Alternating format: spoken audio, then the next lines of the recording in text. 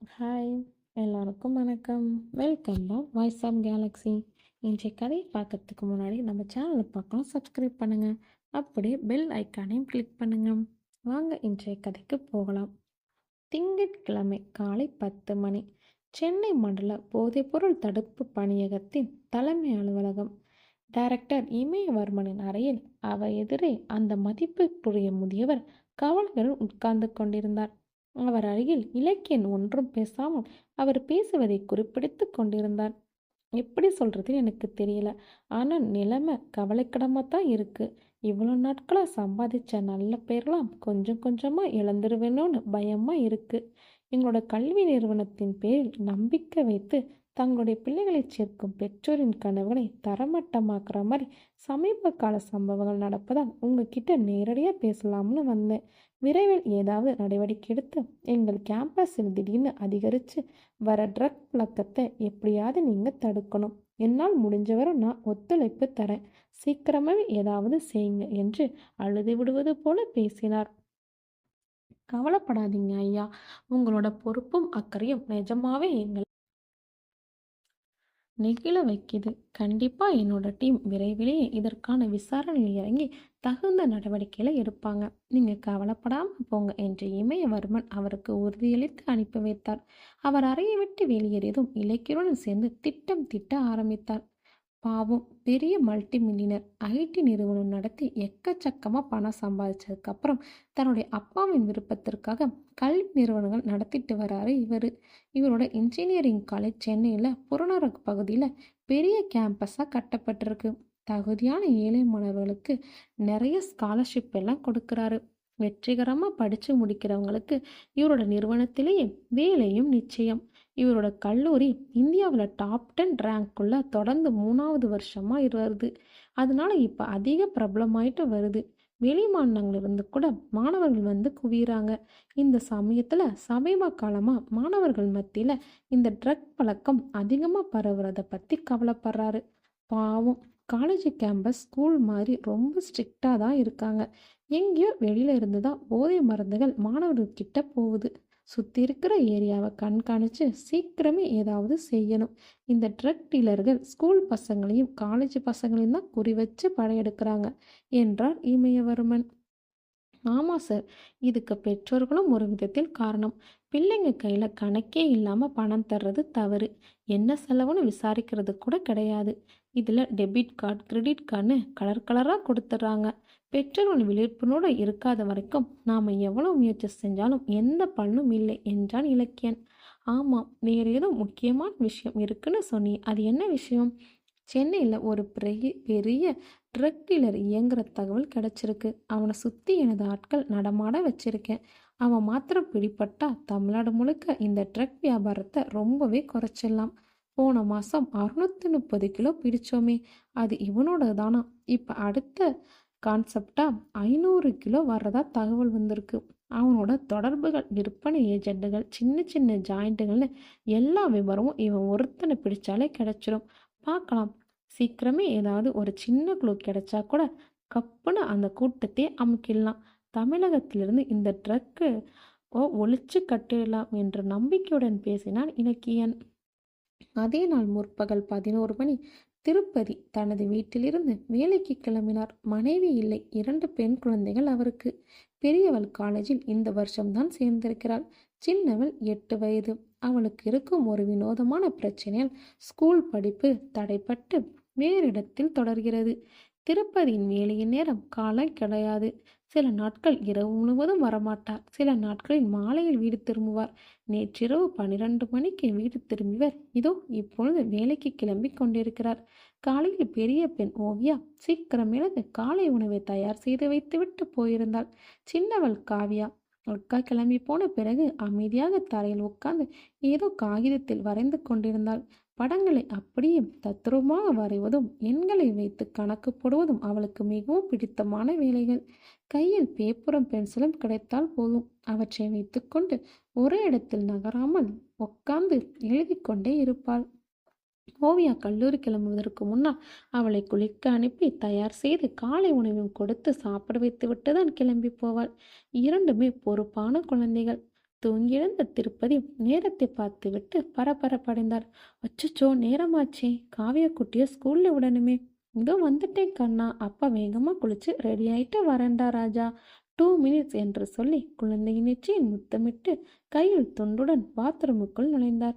1/2 மணி நேரத்தில் குளித்து ரெடியாகி ஓவியா செய்திருந்த வெண்பொங்கலையும் சட்னியும் வேக வேகமாக விழுங்கிவிட்டு குழந்தை காவியாவின் பையை எடுத்துக்கொண்டு அவளை ஸ்கூட்டரில் கூட்டிக் கொண்டு காவியாவின் ஸ்கூலுக்கு விரைந்தார். வேகமாக ஸ்கூலில் நுழைந்தவர் அந்த வகுப்பறையின் வாசலில் காவியாவுடன் தயங்கி நின்றார். அவரை பார்த்த டீச்சர் மதுனிஷா வேகமாக வெளியே வந்தார். என்ன அங்கிள், இன்னைக்கும் லேட்டா? ஆமாம், ராத்திரி வர லேட் ஆயிடுச்சு, அதனால காலையில் கண் முழிச்சதே லேட்டு. பரவாயில்ல அங்கிள், வேலைக்கு போறீங்கல்ல, சாயந்தரம் கூட்டிட்டு போக வருவீங்களா? இல்லைம்மா, வர நேரமாகும் என்று சொல்லிவிட்டு அவன் முகத்தையே பார்த்தார். சரி பரவாயில்ல அங்கிள், நான் போகும்போது அப்படியே கூட்டிட்டு போயிடுறேன், கவலைப்படாதீங்க. உனக்கு தாம்மா சிரமம். சேச்சா, அதெல்லாம் ஒன்றுமில்ல அங்கிள், எங்கள் வீட்டுக்கு பக்கத்தில் உங்கள் வீடு இருக்குது. இதில் என்ன பெரிய கஷ்டம்? நான் போகும்போது காவியாவையும் வீட்டில் விட்டுடுறேன். ஓவியா அதுக்குள்ளே காலேஜிலேருந்து வந்திருப்பா. நீங்கள் கவலைப்படாமல் போங்க. பெற்றோர் இல்லாத இந்த அனாதை பொண்ணுங்க உங்கள் ஆதரவு மட்டும் இல்லைன்னா இருக்க இடம் தெரியாமல் போயிருப்பாங்க என்று சொன்ன அந்த இளம் பெண்ணின் கண்களில் கண்ணீர் எட்டி பார்த்தது. நான் இருக்கிற வரைக்கும் அனாதங்கிற வார்த்தையை திரும்ப சொல்லாதம்மா. எங்கள் வீட்டில் இருக்க சொன்னதை கேட்காம பிடிவாதமாக தனியாக இருக்க, சொந்த காலை நிற்பேன்னு சொல்லிட்டு நீயே சம்பாதிக்கிற. உன்னை நினச்சி பெருமைப்படுறேம்மா என்று சொல்லிவிட்டு கனத்த மனத்துடன் அங்கிருந்து கிளம்பினார் திருப்பதி. மதுனிசா வகுப்பறைக்குள் நுழைந்தாள். அது ஸ்பெஷல் சில்ட்ரன் என்றழைக்கப்படும் மனவளர்ச்சி குறைந்த குழந்தைகளுக்கான ஸ்கூல். ஏதோ ஒரு விதத்தில் குறைகள் இருக்கும் குழந்தைகள் மற்ற குழந்தைகளுடன் சேர்ந்து படிக்கவியலாத சூழ்நிலையில் இந்த மாதிரி பள்ளிகளில் படிக்க வருகிறார்கள். இவருடன் பழகி அவர்களுக்கு சொல்லித் தருவதற்கு அசாத்திய திறமையும் பொறுமையும் அவசியம். அவை மதுனிஷாவிடம் தாராளமாக நிறைந்திருந்தன. மதுனிஷாவின் பெற்றோர் குஜராத்திலிருந்து சென்னைக்கு வியாபாரத்துக்காக வந்து சென்னை ரொம்ப பிடித்து போய்விட்டதால் சென்னையிலே நிரந்தரமாக குடியேறியவர்கள். வியாபாரம் நஷ்டத்தில் முடிந்தாலும் மதுனிஷாவின் தந்தை சென்னையில் தங்கிவிட்டார். திருப்பதி அவருக்கு நல்ல நண்பராக கிடைத்தார். 2 பேரும் சேர்ந்து ஒரே இடத்தில் வேலை பார்த்தார்கள். ஆரியூர் நண்பர்களான திருப்பதியும் மதுனிஷாவின் அப்பாவும் கையில் கொஞ்சம் பணம் சேர்ந்ததும் பெருங்குடியில் அடுத்தடுத்து வீடுகளை வாங்கி கொண்டு நட்பை தொடர்ந்தார்கள். 2 வருஷங்களுக்கு முன்னால் வேலை பார்த்து கொண்டிருந்த இடத்தில் ஒரு விபத்தில் மதுனிஷாவின் அப்பா இறந்துவிட அவளுடைய அம்மாவும் அவரை தொடர்ந்து 2 மாதங்களில் கார்டியாக் அரெஸ்ட் ஆகி இறந்து போனார். அன்று முதல் மதுனிஷா தனியாகத்தான் அடுத்த வீட்டில் வசிக்கிறாள். திருப்பதி தனது வீட்டிற்கு வந்துவிட சொல்லி பலமுறை எடுத்து சொல்லியும் கேட்காமல் அங்கேயே பிடிவாதமாக இருக்கிறாள். படித்து முடித்திருந்தால் அவளுக்கு பிடித்தமான வேலையை தேடிக்கொண்டாள். சென்ற வருடம் புதிதாக ஆரம்பிக்கப்பட்ட இந்த பள்ளியில் வேலைக்கு சேர்ந்திருந்தாள்.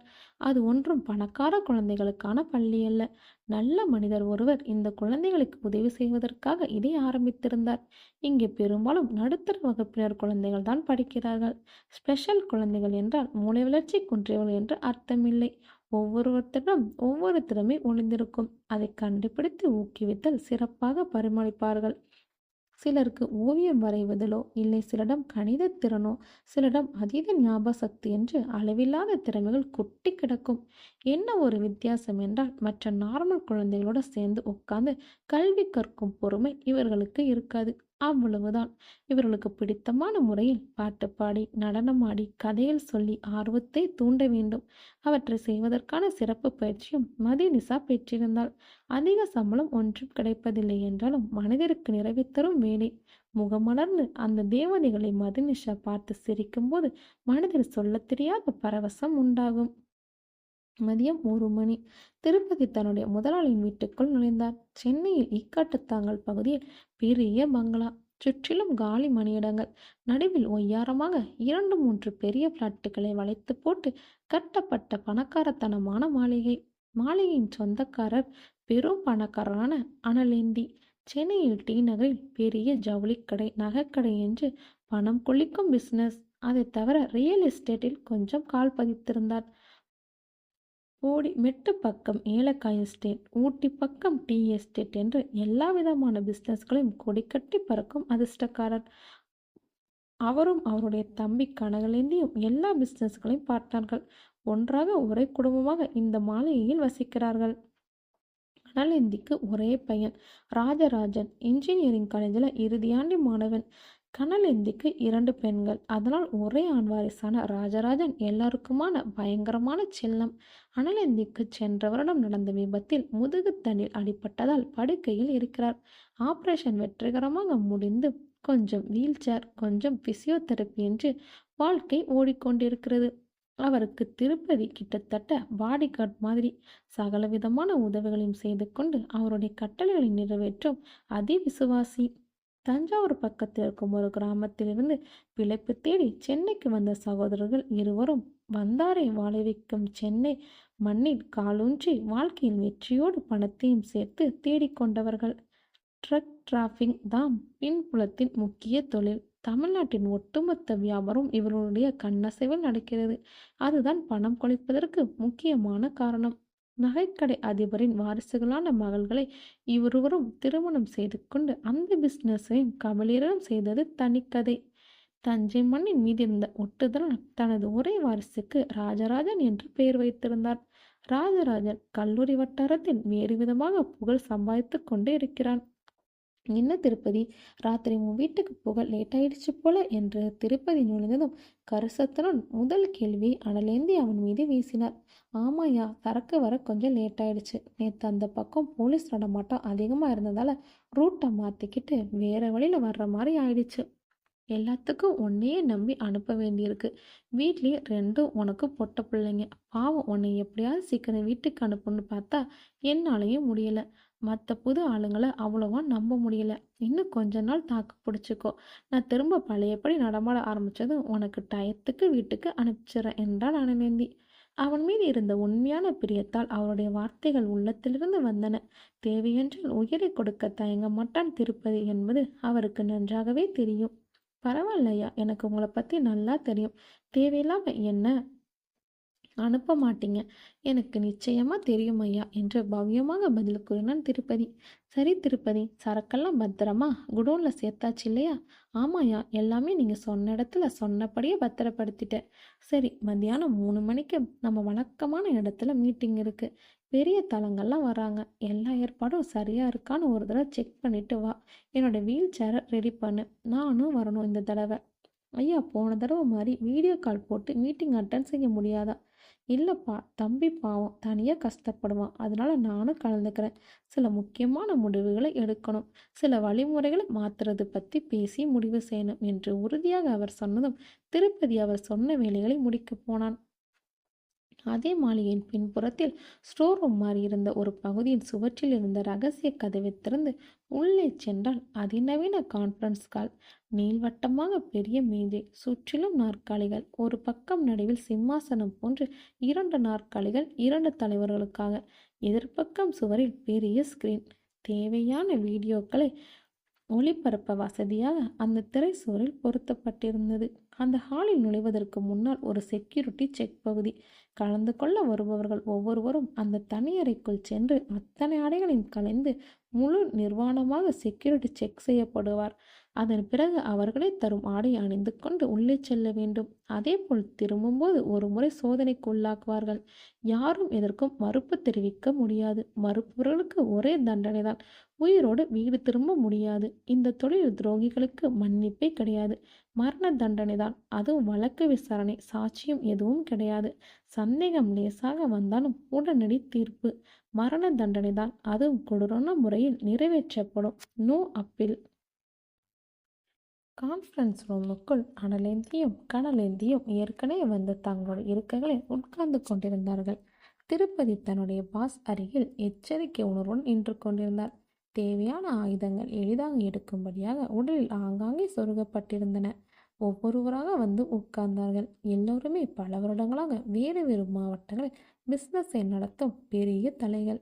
அனலேந்தி பேச ஆரம்பித்தார்.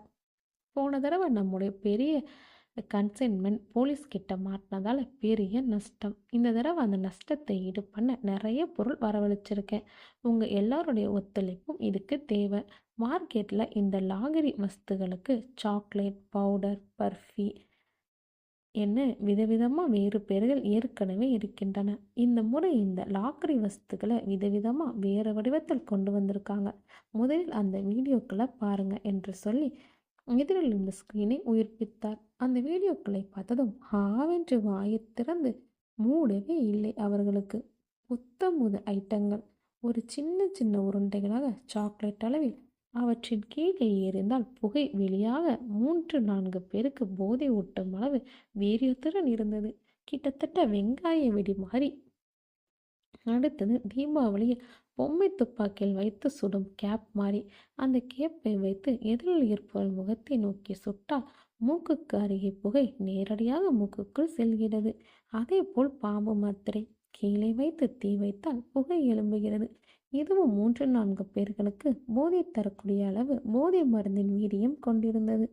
பார்ட்டிகளில் இளைஞர்கள் சேர்ந்து இது நன்றாக ஹிட் ஆகும் என்று புதுமையாக ட்ரை பண்ணியிருக்காங்க. இனிமேல் ஒவ்வொரு தடவையும் புதுசு புதுசாக மார்க்கெட்டுக்கு கொண்டு வர போகிறாங்க. நாமும் இந்த வஸ்துகளை ப்ரொமோட் செய்யணும். இந்த முறை நான் இவற்றுக்கு லட்டு, ரசகுல்லா, ஜாமுன்னு நிக் நேம் வச்சுருக்கேன். நம்ம உரையாடல்கள் இனிமேல் இந்த பேர்களை தான் நீங்கள் குறிப்பிடணும்.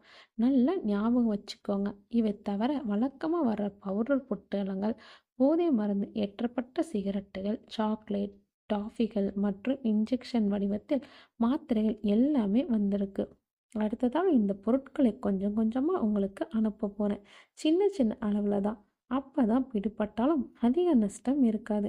கொஞ்ச நாளைக்கு எதுக்கும் எல்லா விதத்திலும் அலர்ட்டாக இருப்போம். அந்த போதை தடுப்பு ஆஃபீஸர்களை இங்கிருந்து மாற்ற முயற்சி செஞ்சிட்ருக்கேன். 2 பேர் ரொம்ப துள்ளுறாங்க. அவங்கள மட்டும் முழிச்சு கட்டிட்டா நாம் நிம்மதியாக இருக்கலாம் என்று சொல்லிவிட்டு நார்கோட்டிக்ஸ் டிபார்ட்மெண்ட் ஆஃபீஸர்ஸ்கள் இலக்கியன் மற்றும் இமயவர்மனின் ஃபோட்டோக்களை திரையில் போட்டு காண்பித்தார்கள். இவங்க 2 பேர்கிட்டையும் ஜாக்கிரதையாக இருங்க. இப்போ நீங்கள் ஒவ்வொருத்தரும் எவ்வளோ பொருள் தேவைன்னு ஒரு பேப்பரில் எழுதி டேபிளில் விட்டுட்டு கிளம்புங்க. வழக்கம் போல் உங்கள் இடத்துக்கு அனுப்பிச்சிருவோம். பணமும் வழக்கம் போல் வாங்கிக்குவோம் என்று சொல்லி முடித்தார். திடீரென்று ஏதோ நினைவு வர அனலேந்தியின் காதில் கனலேந்தின் ஏதோ சொன்னார். ஒரு முக்கியமான விஷயம் சொல்ல மறந்துட்டேன். ஆண்கள் கல்லூரி, ஆண்கள் பள்ளின்னு நாம் இவ்வளோ நாள் நம்ம டார்கெட்டை வச்சது இனி பெண்கள் கல்லூரி, இனி பெண்கள் பள்ளின்னு அதிக முக்கியத்துவம் கொடுக்கலாம். இந்த கால பொண்ணுங்களும் ரொம்ப துணிச்சலோட எல்லாத்தையும் அனுபவிக்கிறங்கிற மென்டாலிட்டியோட திரிகிறாங்க. அதனால் நம்முடைய அடுத்த டார்கெட் அதிகளவே பெண்கள் படிக்கிற இடங்கள். ஓகேவா என்று சொல்ல அங்கு சிறு சலசலப்பு ஏற்பட்டு அடங்கியது. இந்த லெக்சரை கேட்டுக்கொண்டிருந்த திருப்பதிக்கு மனதை பிசைந்தது. ஏதோ எஜமான விசுவாசத்தில் அனலேந்தியிடம் வேலை செய்கிறாரே ஒழிய இதுவரை பீடி, சிகரெட், மது, இந்த பாலா போன கஞ்சா, அபின் என்ற எந்த கெட்ட பழக்கமும் கிடையாது. எல்லா விதமான டீலிங்கும் முடிவு செய்யப்பட்ட பின்னர் மீட்டிங் முடிந்து எல்லோரும் வெளியேறினார்கள்.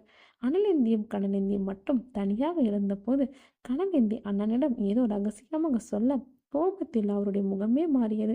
ஏனென்றால் விஷயம் அவருடைய செல்ல மகன் ராஜன் பற்றியது. இதையே முன்னாடியே என்கிட்ட சொல்லலை. நீங்கள் யாரும் இந்த தடவை புதுசாக வந்திருக்கிற எல்லா லாகிரி வஸ்துகளும் ரொம்ப ஸ்ட்ராங்காக இருக்கும். கொஞ்சம் டோஸ் கூடினாலும் உயிருக்கே ஆபத்தாயிடும். வார்னிங் தந்திருக்காங்க. இதுவரை வேறு யாருமே உபயோகப்படுத்தினதில்லைன்னு மறந்து போயிட்டீங்களா? அவன் எடுத்துகிட்டு போகிற வரைக்கும் நீங்களாம் என்ன செஞ்சுட்டு இருந்தீங்க என்று கத்தினார். அண்ணே, உங்களுக்கே தெரியும் நேற்று நானும் திருப்பதியும் திரும்பி வர எவ்வளோ லேட் ஆயிடுச்சுன்னு. இந்த தடவை ரூட்டையெல்லாம் மாற்றி சுற்று வழியில் வந்து குடோனில் சாமானை சேர்க்கறதுக்குள்ளே போதும் போதும்னு ஆயிடுச்சு. காலையில் நான் எந்திரிச்சு வர்றதுக்குள்ளே ராஜா குடோனுக்கு போயிருக்கான். புதுசாக சரக்கு வந்தது தெரிஞ்சதும் அதுலேருந்து தானாக எடுத்துகிட்டு போயிட்டான்.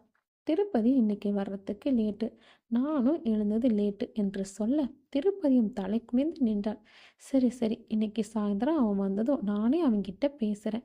அங்கே இருக்கிறவங்க கிட்டேயும் சொல்லி வச்சிருங்க. நம்ம 2 பேரோட அனுமதி இல்லாமல் யாரையும், ராஜாவாக இருந்தாலுமே தொட விடக்கூடாதுன்னு கிளியராக இன்ஸ்ட்ரக்ஷன் கொடுத்து வைங்க என்று சொல்லிவிட்டு அங்கிருந்து திருப்பதியுடன் கிளம்பினார். வர வர இந்த பையன் ராஜராஜனோட போக்கே சரியில்லை. பொறுப்பு இல்லாமல் இருக்கான். இவனோட ட்ரக் யூஸ் பண்ணனா நாளைக்கு எப்படி இவனால் இதை மேனேஜ் பண்ண முடியும்? மொத்த பிஸ்னஸுக்கும் ஒரே வாரிஸ் இப்படி இருக்கானே என்ற கவலையுடன் தனது அறைக்கு சென்றார். இத்தனை வருடங்களாக தொழில் இருந்தாலும் சகோதரர்கள் இருவரும் எதையும் தொடுவதில்லை. குடி மாத்திரம் எப்போதாவது பார்ட்டிகளில் தொடுவுண்டு, அதுவும் அளவோடு தான். மணலெல்லைக்கு அரசியலில் ஈடுபட விருப்பமில்லை. ஆனால் நிறைய அரசியல்வாதிகளுக்கு தேர்தல் சமயத்தில் தாராளமான நன்கொடைகளை அள்ளி வழங்கி தன் கைக்குள் போட்டு வைத்திருக்கிறார்.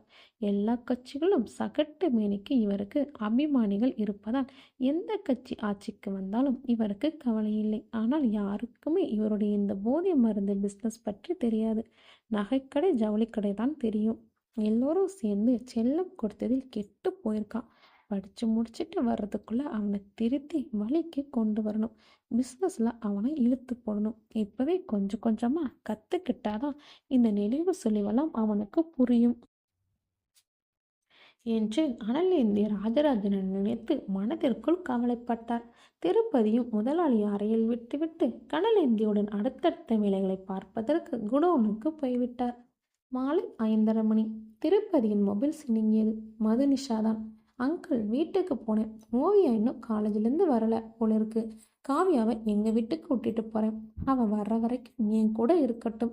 லேட் ஆகும்னு ஏதாவது உங்ககிட்ட சொன்னாலா, இல்லை மெசேஜ் ஏதாவது வந்ததா என்று கேட்டாள். இல்லையம்மா, அதெல்லாம் ஒன்றும் வரலை. பஸ்ஸு கிடச்சிருக்காது, வந்துடுவா. அவளை கூப்பிட்டுட்டு பேசி பார்க்குறேன் என்று சொல்லிவிட்டு ஓவியாவை கூப்பிட்டு பார்த்தார். தொடர்பு எல்லைக்கு வெளியே இருப்பதாக திரும்ப திரும்ப ரெக்கார்ட் மெசேஜ் வர சலிப்படைந்து வைத்தார். வேலையில் மூழ்கியதில் மறந்தே போனார். இரவு 8 மணி. வேலையில் மூழ்கியிருந்த திருப்பதி நீண்ட நேரம் கழித்து மனதில் திடீரென்று வந்த சந்தேகத்தில் மொபைலை எடுத்து பார்த்தார். ஏகப்பட்ட மிஸ்டு கால்கள் மதுனிஷாவிடமிருந்து. பதறிப்போய் அவளை கூப்பிட்டார். அங்கிள், ஓவியா இன்னும் வரல அங்கிள். எனக்கு தெரிஞ்ச அவளோட ஃப்ரெண்ட்ஸ் கிட்ட பேசிட்டேன். யாருக்கும் ஒன்றும் தெரியலை. டயத்துக்கு கிளம்பிட்டாதான் அவங்க சொல்கிறாங்க. அவள் ஃபோனுக்கு ட்ரை பண்ணிகிட்டே இருக்கேன். அவுட் ஆஃப் கவரேஜ் ஏரியான்னு திரும்ப திரும்ப வருது. எனக்கு என்னவோ பயமாக இருக்கு அங்கிள். கொஞ்சம் சீக்கிரம் வரீங்களா? காவியாவுக்கு சாப்பாடு கொடுத்துட்டேன். அவள் உட்காந்து ஏதோ படம் வரைஞ்சிட்டு இருக்கா. அவளை பற்றி கவலை இல்லை. உங்களுக்கு ஓவியா கிட்ட இருந்து ஏதாவது மெசேஜ் வந்துச்சா என்று படபடவென்று மது பேசியது திருப்பதிக்கு அடிவயிற்றிலிருந்து சிலிரென்று ஒரு கலக்கம் கிளம்பி உடலெங்கும் ஒரு படபடப்பு பரவியது. உடனே கிளம்பி முதலாளிடம் சொல்லிவிட்டு வீட்டுக்கு கிளம்பினார். அன்றைய வேலைகள் திருப்பதிக்கு முடியவில்லை என்றாலும் பிரச்சனையின் தீவிரம் புரிந்து உடனே கிளம்ப அனுமதி தந்தார்கள். ஸ்கூட்டரை எடுத்துக்கொண்டு விரைந்தார். வீட்டை அடைந்த போது கூட ஓவியா வந்திருக்கவில்லை. காவியா தூங்கி போயிருந்தாள். அவளை மதுனிஷாவின் வீட்டிலே விட்டுவிட்டு தனது வீட்டு கதவை திறந்து உள்ளே சென்றார்.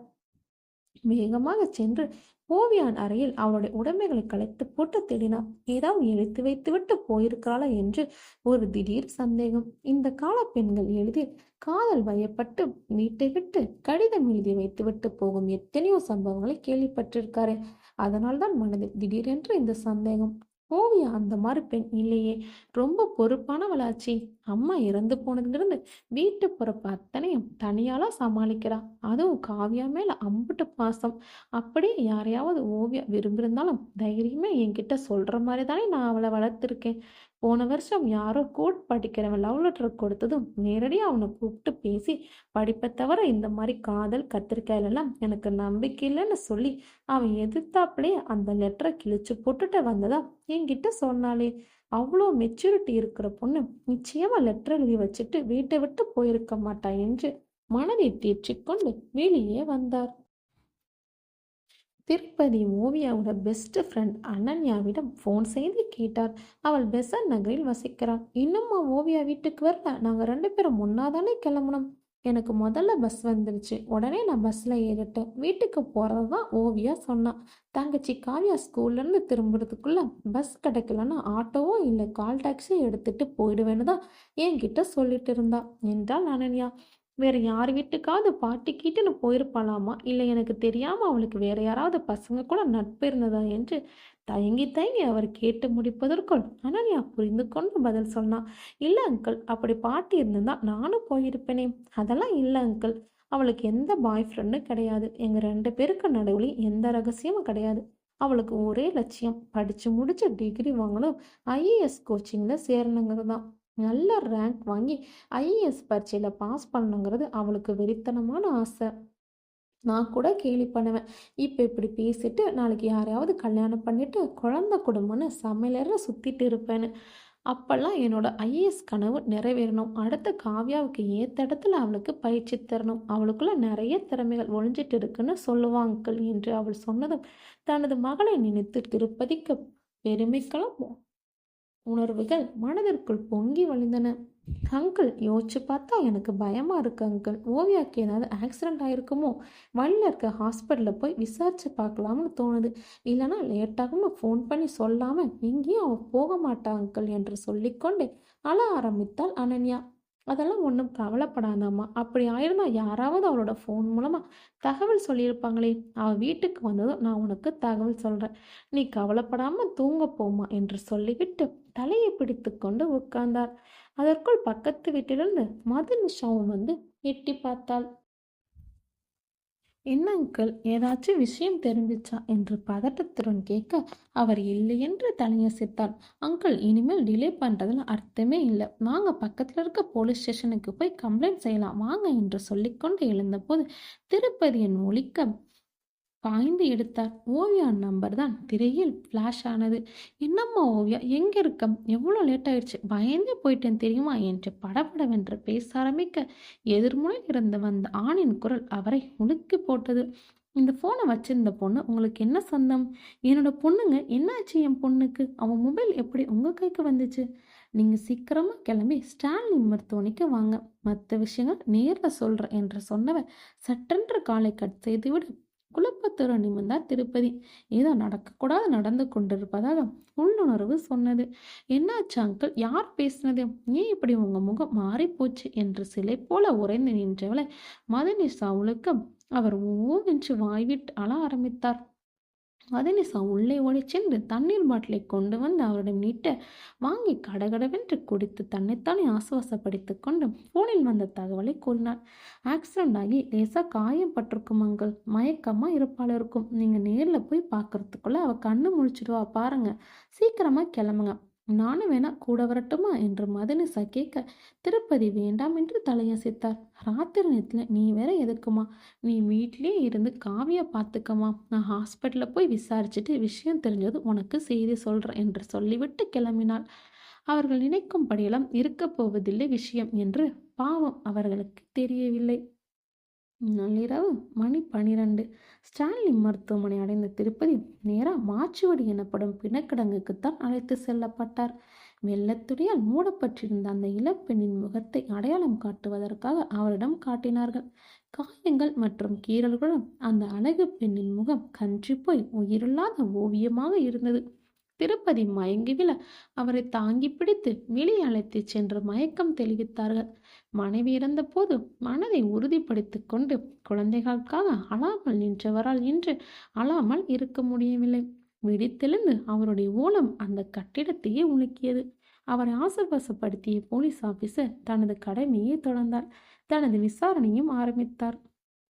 ஓயமாறில் கிட்டத்தட்ட திருப்பூருக்கு சற்று முன்னால் சாலையின் ஓரத்தில் கிடந்த இளப்பெண்ணின் உயிரற்ற உடலையும் அவளுடைய பேகையும் பார்த்த ஒரு ஸ்கூட்டர்காரன் உடனடியாக காவல்துறைக்கு செய்து சொல்ல ஆம்புலன்ஸும் போலீஸும் விரைந்தன. ஏற்கனவே அந்த பெண் உயிரை இழந்திருந்ததால் உடனடியாக போஸ்ட்மார்ட்டம் செய்து விட்டார்கள். அவளுடைய பேக்கில் இருந்து கிடைத்த செல்போன் மூலமாக தான் திருப்பதிக்கு தொடர்பு கொள்ளப்பட்டது. மனசை திடப்படுத்திக்கங்க சார், உங்கள் பொண்ணை கற்பழிச்சு ஓடுற கார்லேருந்து தூக்கி வீசிட்டு போயிருக்காங்க.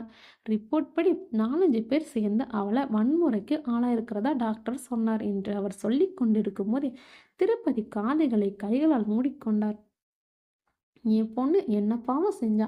ஏன் இப்படி அநியாயம் நடந்திருக்கு? கடவுளே, உனக்கு கண்ணிலையா என்று கதினான். நீங்கள் இந்த விஷயங்களை கண்டிப்பாக தெரிஞ்சுக்கணுக்கிறதுக்காக தான் உங்ககிட்ட சொல்கிறேன்.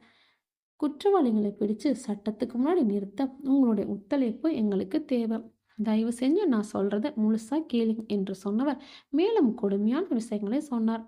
உங்கள் மகளை 4-5 பேர் தொடர்ந்து வன்முறைக்கு ஆளாக்குனதால நிறைய இரத்தப்போக்கு ஆயிருக்கு. மூச்சு திணறி உயிர் பிரிஞ்சிருக்கு. உள்ளுறுப்புகள் சேதமடைகிற அளவு என்னென்னமோ வன்கொடுமைகள் செஞ்சுருக்காங்க. போஸ்ட்மார்ட்டம் செஞ்ச டாக்டரை கண்ணீரோட சொன்னார். என்னால் அவங்கக்கிட்ட மறைக்க முடியல. அவங்க தங்களோட ஆசைகளை தீர்த்துக்கிட்டதுக்கு அப்புறம் அவளை ஓடுற கார்லேருந்து கீழே தள்ளி விட்டுருக்காங்க. ஆனால் அதிகம் குத்தம் செஞ்சு பழக்கம் இல்லை போலிருக்கு. அவளோட பேக்கையும் சேர்த்து வெளியே வீசியிருக்காங்க. அதனால ஒருவேளை சுய புத்தி இல்லாமல், அதாவது மதுவோ போதைப் பொருளை எடுத்துக்கிட்டு செஞ்சிருக்கலாம்னு நான் நினைக்கிறேன் என்று அவர் சொன்னபோது திருப்பதி வாயில் கர்ச்சீப்பை வைத்துக்கொண்டு குலுங்கி குலுங்கி அழுது கொண்டிருந்தார். போதைப்பொருள் என்று அவர் சொல்லும்போது திடுக்கிட்டு நிமிர்ந்தார். செய்கின்ற பாவம் துரத்துகிறதோ என்ற குற்றுணர்வு. நேரடியாக குற்றம் செய்யவில்லை என்றாலும் கொடிய குற்றத்திற்கு துணை போவதும் குற்றம் செய்வரின் உயிருக்கு காவலனாய் இருப்பதும் கூட தவறுதானே. இதைத்தானே அவரது நண்பர் மதுனிஷாவின் தந்தை உயிரோடு இருந்தபோது சொல்லிக்கொண்டே இருந்தார்.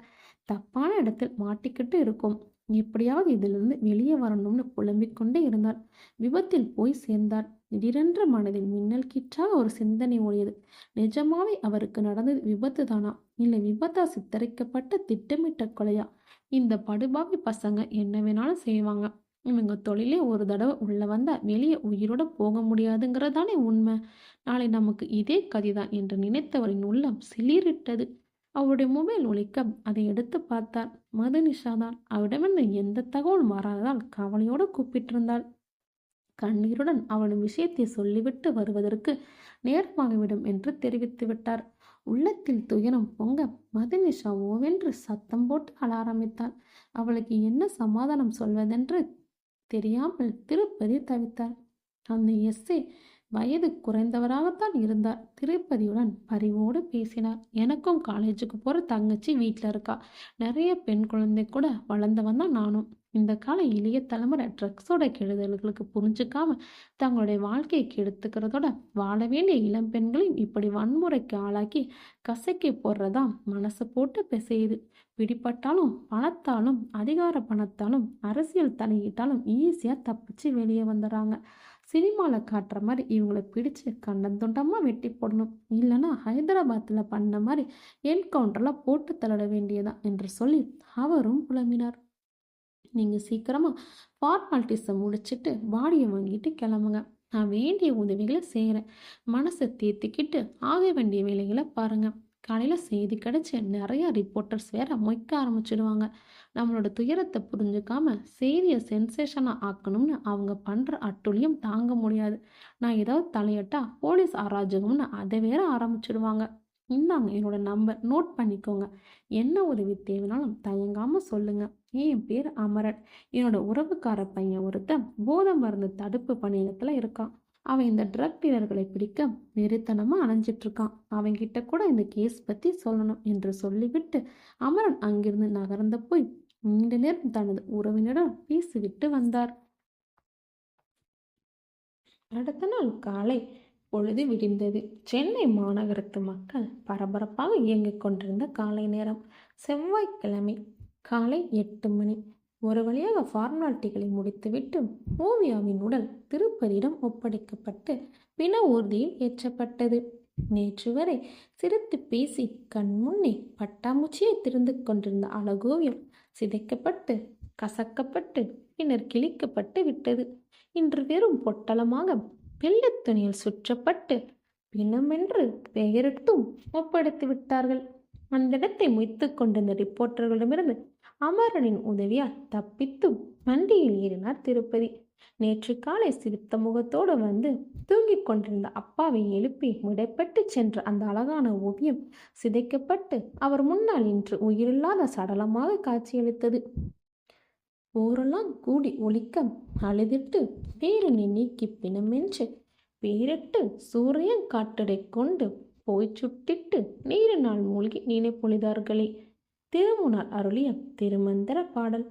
பார்க்க பார்க்க மனது ஆறவில்லை. அழுது கண்களில் கண்ணீர் வற்றி போய்விட்டது. எரிமலையாக உள்ளே குதித்து கொண்டிருந்த உணர்வுகளை அடக்கிய திருப்பதி வெறுத்த பார்வையுடன் உட்கார்ந்திருந்தார். திருப்பதிக்கு சென்னையில் உறவினர் கிடையாது. சொந்த ஊரில் இருந்த உறவர்களிடம் அதிகம் அவர் ஒட்டி உறவாடுவதில்லை. அவருடைய தொழிலின் கட்டாயத்தால் யாருடனும் அதிக தொடர்பு வைத்துக் கொள்ளவில்லை. மிஞ்சியிருந்த சில நண்பர்கள் விஷயம் தெரிந்தும் நேரே திருப்பதி வீட்டுக்கு சென்று இறுதி காரியத்துக்கு தேவையான முன்னேற்பாடுகளை செய்து கொண்டிருந்தார்கள். காவியவிற்கு விஷயம் புரியாமல் மலங்க மலங்க விழித்து கொண்டிருந்தாள். ஓவியாக்கா ஏன் இன்னும் வரல என்று மதுனிஷா ஏன் இப்படி அழுது கொண்டு இருக்கிறாள் என்றும் அவளுக்கு புரியவில்லை. வீட்டிற்கு ஓவியாவில் கொண்டு வரப்பட்டு சிறிது நேரம்தான் வைக்கப்பட்டது. முகம் மட்டும் லேசாக தெரியும்படிதான் கொடுத்திருந்தார்கள். காவியாவிற்கு அக்காவின் முகம் மட்டும் காட்டப்பட்டது. அக்கா அக்கா எழுந்திரி, ஏன் இப்படி படுத்திருக்க? என் மேலே கோவமா? உன்னை படுத்தாம சமத்தா சாப்பிடுவேன். நானே குளிச்சு ஸ்கூலுக்கு ரெடி ஆயிடுவேன். சீக்கிரமாக எந்திரிச்சு வாக்கா. உடம்பு சரியில்லையா? அப்பா கிட்ட சொல்லி டாக்டர் கிட்ட போலாம் வாக்கா என்று புரியாமல் காவியா ஓவியாவின் உடலருகில் நின்று பேசியதை கேட்ட எல்லோருடைய கண்களிலும் கண்ணீர் பெருகியது. திருப்பதி குமரி குமரி அழுதார். மதினிசா காவியாவின் கண்களை இறுக பிடித்து கொண்டு ஆதரவாக அவளை தன்னுடன் சேர்த்து அணைத்து கொண்டாள். மதினிசாவின் உடல் நடுங்கியது. சிறிது நேரத்திற்கு முன்னாகத்தான் ஓவியாவுக்கு நடந்த கொடுமைகள் மதினிஷாவுக்கு தெரிய வந்திருந்தது. திருப்பதி அவளிடம் எதுவும் சொல்லவில்லை. தன் மகளுக்கு நடந்த கொடுமைகளை எந்த தகப்பனால் இன்னொருவரிடம் சொல்ல முடியும்? திருப்பதியின் நண்பர்கள் 2 பேர் தங்களுக்குள் பேசிக்கொண்டதை வைத்துதான் அவள் தெரிந்து கொண்டாள். நினைத்து பார்க்கும்போதே அவளுக்கு உடம்பு நடுங்கியது. வீட்டில் செய்ய வேண்டிய சடங்குகள் முடிந்ததும் தகனத்திற்காக மின்சார மயானத்திற்கு உடல் எடுத்து செல்லப்பட்டது. திருப்பதியின் முதலாளி வீட்டிலிருந்து 2 பேர் மயானத்திற்கு நேராக வந்திருந்தார்கள். அனலேந்தியும் கடலேந்தியும் திருப்பதியுடன் போனில் பேசி தங்களுடைய வருத்தத்தை தெரிவித்தார்கள். தகனம் முடிந்து அங்கிருந்த ஒவ்வொருவராக விடைபெற்று செல்ல திருப்பதியும் 2 நண்பர்களும் மட்டும் வீட்டிற்கு திரும்பினார்கள். பிற்பகல் 3 மணி. திருப்பதியின் வீடு.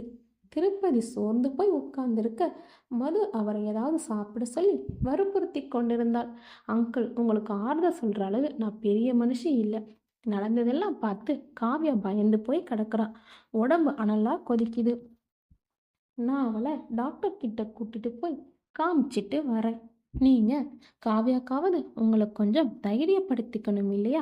எந்திரிச்சு வந்து ஏதாவது சாப்பிடுங்க என்று சொல்லி தட்டில் இருந்த உப்மாவை அவரிடம் நீட்டினாள். காவியா தன் பிஞ்சு கைகளால் உப்மாவை எடுத்து அவருக்கு ஊட்ட வாயை திறந்து வாங்கி கொண்டார். சாப்பிட ஆரம்பித்தார். துக்கத்திலிருந்த வயிறு ஒரு வாய் உணவு உள்ளே போனதும் கபகபவென்று பசித்தது. படுவேகமாக அந்த உப்புமாவை விழுங்கினார். கொஞ்சம் உடலில் தெம்பு வந்தது. குழந்தை உடம்பை தொட்டு பார்த்தார். நல்ல சூடாக இருந்தது. அச்சச்சோ, என்னம்மா இது இப்படி சுடுதே உடம்பு?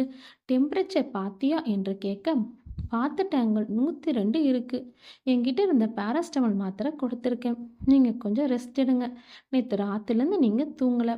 கண்ணு மூடிட்டு கொஞ்ச நேரமாவது படுத்துருங்க. தூக்கம் வரலனாலும் உங்களுக்கு ஓய்வு அவசியம். நான் போய் காவியாவை டாக்டர்கிட்ட காமிச்சிட்டு வந்துடுறேன் என்று சொல்லிவிட்டு கிளம்பினாள். அவள் டாக்டருடைய கிளினிக்கு கிளம்பி கொண்டிருந்த சமயம் அமரன் உள்ளே நுழைந்தார். அவளிடம் அமரனை திருப்பதி அறிமுகம் செய்து வைத்தார்.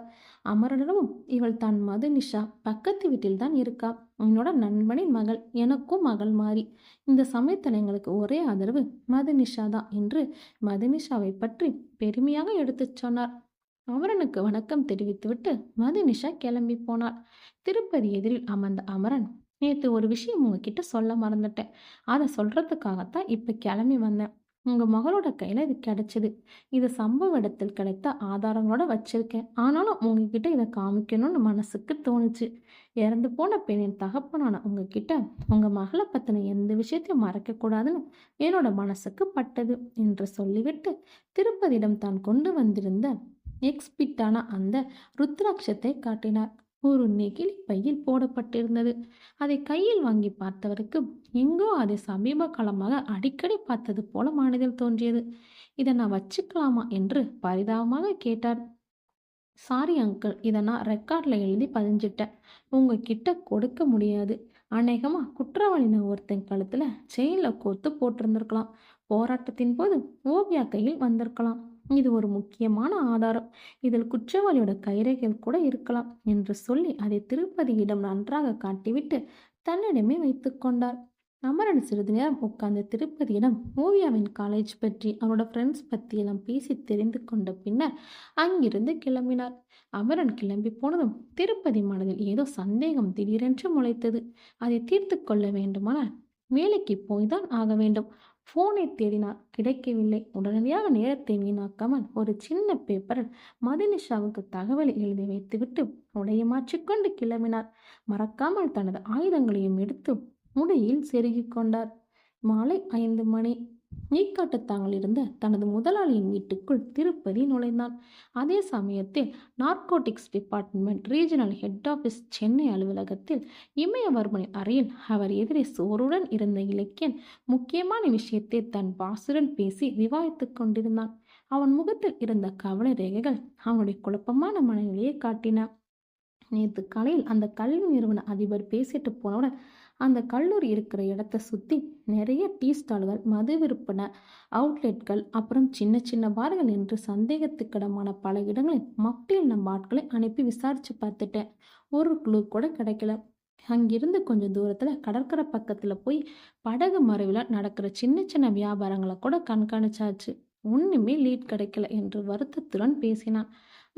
நானும் கேள்விப்பட்டேன். இந்த தடவை கொஞ்சம் அதிக அலாட்டாக தான் வேலை செய்கிறாங்க. Don't lose heart. நாம் முயற்சி செஞ்சிட்டே இருக்கோம். ஏதாவது சீக்கிரமாக மாட்டும். எவ்வளவு திறமசாலியாக இருந்தால் தப்பு காரியம் செய்கிறவன் எங்கேயாவது சின்ன தப்பு பண்ணி மாட்டிக்குவான். அந்த தப்புக்காக கழுகு கண்ணோட விடாமல் கண்காணிச்சுக்கிட்டே இருப்போம். அலாட்டாவே இருந்தால் சீக்கிரமே ஏதாவது லீட் கிடைக்கும். எனக்கு நம்பிக்கை இருக்கு என்றால் இமயவர்மன். நானும் அப்படித்தான் ஏதாவது நடக்கும்னு நம்பிக்கிட்டு இருக்கேன். எனக்கு கிடைச்சிருக்க தகவல் படி பெரிய அளவில் ட்ரக்ஸோட கனெக்ஷன்மெண்ட்டு வந்து இருக்கு. இந்த தடவை சாமர்த்தியமாக நமக்கு தெரியாமல் ரூட்டையெல்லாம் மாற்றிட்டு போய் பதுங்கியிருக்காங்க. நமக்குன்னு இருக்கிற திறமையான சில இன்ஃபார்மர்களிடமிருந்து நமக்கு சாதகமாக ஏதாவது தகவல் வரும்னு எதிர்பார்க்குறேன் என்ற இலக்கியனுக்கு திடீர் ஞாபகம் வந்தது. ட்ரக்குனால இளைய சமுதாயம் எப்படி சீரழிங்க. நேற்று நடந்த சம்பவம் அந்த college student rape and murder case உதாரணம். என்னோட ரிலேட்டிவ் எஸ்ஐ அமரன் எனக்கு ஃபோன் செஞ்சு தகவல் அனுப்புனாரு. கேட்கவே மனசு கஷ்டமாக இருந்தது. பாவம், அப்பாவே பெண்கள் பலியாறாங்க. இதுக்கெல்லாம் காரணமானவங்களை கண்டுபிடிச்சு கண்டந்துண்டமாக வெட்டி எறியணும்னு மனசில் ஆத்திராத்திரமாக பொங்கி வருது என்றான். ஹோல்ட் டவுன் இலக்கியன், சீக்கிரம் இதுக்கெல்லாம் முடிவு கட்டுவோம். நம்ம தமிழ்நாட்டிலேருந்து இதை சுத்தமாக ஒழிக்கிற வரைக்கும் நிம்மதியாக நம்மளால் தூங்க முடியாது என்று சொல்லி ஆறுதலாக பேசி அவனை அனுப்பினார். அந்த காலேஜ் ஸ்டூடெண்ட் கேஸை பற்றி அமருடன் பேசி வேற ஏதாவது குழு கிடைச்சதான்னு இலக்கியன் கேட்டான். விக்டிமோட கையில் ஒரு ருத்ராட்சம் கிடைச்சது. அதை அந்த விக்டிமோட அப்பா கிட்ட காமிக்க போயிருந்தேன். அதை பார்த்தப்ப அவர் முகத்தில் வந்த ரியாக்ஷனை பார்த்தா அவருக்கு அதை பற்றி ஏதோ தெரிஞ்சிருக்கிற மாதிரி தோணுச்சு.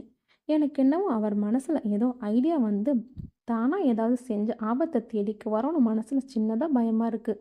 அவர் மூலமாக குற்றவாளி பற்றி ஏதாவது தெரிய வந்துச்சுன்னா அவன் இல்லை அவங்க ட்ரக்ஸ் எடுத்துக்கிறவங்க தான் நிச்சயமாக. தெரிஞ்சதும் உங்ககிட்ட சொல்கிறேன். ட்ரக் டிராஃபிக்கிங் பற்றியும் ஏதாவது மாட்டா நிச்சயமாக சான்ஸ் இருக்குது என்றான் அமரன். பார்க்கலாம் என்ற இலக்கியன் சொல்லிவிட்டு ஃபோனை கட் செய்தான். பாவம் இலக்கியன் அடுத்த நாள் பரபரப்பாக பல விஷயங்கள் நடக்கப் போவது பற்றி தெரியாமல் சத்தியமாக அவனுக்கு தெரியாது. வீட்டுக்கு காரை ஓட்டி போகும்போது இலக்கியன் மனதில் கல்லூரி நாட்கள் நினைவுக்கு வந்தன. இலக்கியனும் சாந்தனமும் நண்பர்களானது கர்நாடக மாநிலத்தில் தாவண்கெரையில் இருந்த அந்த தனியார் பொறியியல் கல்லூரியில் படிக்கும் போதுதான். சாந்தனு நடுத்தர வர்க்க குடும்பத்தை சேர்ந்தவன். படிப்பால் முன்னுக்கு வர வேண்டிய கட்டாயம். 4 வருடங்கள் நெருங்கி பழகி வந்தார்கள். ஒரே ரூமில் தங்கியதால் 2 குடும்பத்தினருக்குமே நல்ல பழக்கம். இறுதியாண்டில் இருக்கும்போது தான் சாந்தனவுக்கு எப்படியோ போதிய பழக்கம் வந்து 2 பேருக்கும் அதனாலேயே சண்டை வர ஆரம்பித்தது. படிப்பிலும் சாந்தனு பின்தங்க ஆரம்பித்தான். தீவிர அடிக்டாகி பணத்திற்காக சின்ன சின்ன திருட்டுகளும் செய்ய ஆரம்பித்தான். ஒரு முறை அவருடைய வகுப்பில் இருந்த பெண்ணுடைய தங்க செயினை திருடும்போது கையும் களவுமாக பிடிபட்டு எல்லார் முன்னிலும் அவமானப்படுத்தப்பட்டான். பெரிய தலைக்குனிவு சாந்தனுக்கு அன்று. இலக்கியன் தலையிட்டு அவருடன் கெஞ்சி குத்தாடி போலீஸ் கேஸ் ஆகாமல் எப்படியோ தடுத்து விட்டான். அந்த பெண்ணும் சாந்தனுவின் எதிர்காலத்தை பாழாக்கக்கூடாது என்ற நல்ல எண்ணத்துடன் சாந்தனுவை மன்னித்து விட்டு விட்டாள். ஆனாலும் சாந்தனுவால் அந்த அவமானத்திலிருந்து வெளியே வர முடியாமல் அடுத்த நாள் பகலில் இலக்கியன் ரூமில் இல்லாத போது ஃபேனில் தூக்கு மாட்டி தொங்கிவிட்டாள். அந்த விஷயம் இலக்கியன் மனதை ரொம்ப பாதித்தது. தன்னால் அவனை திருத்தி நல்வழிக்கு கொண்டு வர முடியவில்லை என்ற குற்ற உணர்வு அவனை வாட்டியது. அன்றெடுத்த முடிவுதான். தீவிரமாக இறங்கிவிட்டான். தனது லட்சியத்தை நிறைவேற்றும் ஆயுதங்களில் முழு பயிற்சியுடன் இறங்கி டிகிரி வாங்கியதும் பெங்களூரில் தங்கி ஐஏஎஸ் பரீட்சைக்கு தயார் செய்து ஐபிஎஸ்ஐ இலக்காக்கி இந்த வேலைக்கு வந்துவிட்டான். ஒவ்வொரு முறையும் குற்றவாளியை விசாரணை செய்யும் போதும் தூக்கில் தொங்கிய சாந்தனுவின் முகம்தான் மனதில் மின்னலாக வந்து மறையும். நண்பனின் நினைவு வந்ததால் மனம் கனத்து போயிருந்தது. மாலை நேரம் அதே 5 மணி. மதுலிஷா காவியுடன் வீட்டுக்கு திரும்பி வந்தபோது திருப்பதி வீட்டில் இல்லாததை கவனித்து ஆச்சரியப்பட்டாள். அப்போதான் அவள் கண்ணில் டைனிங் டேபிளின் மேல் இருந்த பேப்பர் கண்ணில் பட்டது. எடுத்து பார்த்ததும் அவளுக்கு கோபம்தான் வந்தது. உடம்புக்கு ஓய்வு கிடைக்கவில்லை, மனசும் சரியில்லை. இந்த டயத்தில் இவ்வளோ சின்சியராக வேலைக்கு போகிறது அவசியமா என்று மனதிற்குள் அவரை திட்டினாள். கிளினிக்கில் கூட்டம் அதிகம் இருந்ததால் அவளுக்கு வர நேரமாகிவிட்டது. அப்படியே அருகில் இருந்த மெடிக்கல் ஷாப் போய் மருந்துகளை வாங்கி கொண்டு வீடு வந்தாள். கஞ்சி போட்டு காவியாவுக்கு கொடுத்துவிட்டு அவளுக்கு மருந்தும் கொடுத்து தூங்க வைத்துவிட்டு தானும் அவள் அருகிலேயே படுத்து தூங்கியே போய்விட்டாள். அதே நேரத்தில் முதலாளியின் வீட்டில் வேலைக்கு வந்த திருப்பதியை எல்லாரும் ஆச்சரியத்துடன் பார்க்க திருப்பதி அவர்களோட பார்வையை எதையும் கண்டு கொள்ளாமல் வழக்கம் போல தனது வேலையை செய்து தொடங்கினான். அத்தனை துக்கத்திலும் மகளை அநியாயமாக பறிகொடுத்த ஒரு தந்தை அவளை தகனம் செய்த சிறிது நேரத்தில் வேலைக்கு வந்து இயல்பாக வேலை செய்வது நினைத்து பார்க்கக்கூடிய விஷயமா என்ன? விஷயம் தெரிந்து கனலேந்தி திருப்பதி இருந்த குடோனுக்கு வந்து அவரிடம் பேசி தன்னுடைய ஆழ்ந்த இரங்கலை தெரிவித்தார். ரொம்ப வருத்தமாக இருந்துச்சு திருப்பதி. விஷயத்தை எங்களால் நம்பவே முடியல. நீ எப்படிதான் தாங்கிக்கிட்டியோ? நானும் மயானத்துக்கு நேரில் வராதான் இருந்தது. ராஜா தம்பிக்கு கொஞ்சம் உடம்பு சரியில்லாமல் போய் அலைய வேண்டியதாயிடுச்சு. அண்ணானாலையும் ஓடி ஆடி முடியலையே. எல்லாத்தையும் நான் தான் கவனிக்க வேண்டியிருக்கு. அண்ணன் உன்னை பார்க்கணும்னாரு, உன்னை அவரோட அறைக்கு வர சொன்னார் என்று சொல்லவும் சரியென்று தலையாட்டிவிட்டு அனலேந்தியின் அறைக்கு சென்றான் திருப்பதி. என்ன திருப்பதி இப்படி ஆயிடுச்சே? சின்ன வயசு பாவம் உன்னோட பொண்ணுக்கு. இன்னைக்கு எதுக்கு வேலைக்கு வந்த? ஆனால் அது கூட ஒரு விதத்தில் நல்லதுதான். வேலையில் உன்னோட துக்கத்தை நீ மறக்கலாம். அதுக்காக ரொம்ப உடம்ப வருத்திக்காத. உன்னோட சின்ன பொண்ணுக்காக ஒன்று நீயே பார்த்துக்கிறது ரொம்ப அவசியம். சீக்கிரமாக இன்னைக்கு வீட்டுக்கு கிளம்பிடு என்றவர் தன் கையில் ஒரு தங்க செயினை வைத்து கொண்டிருந்தார்.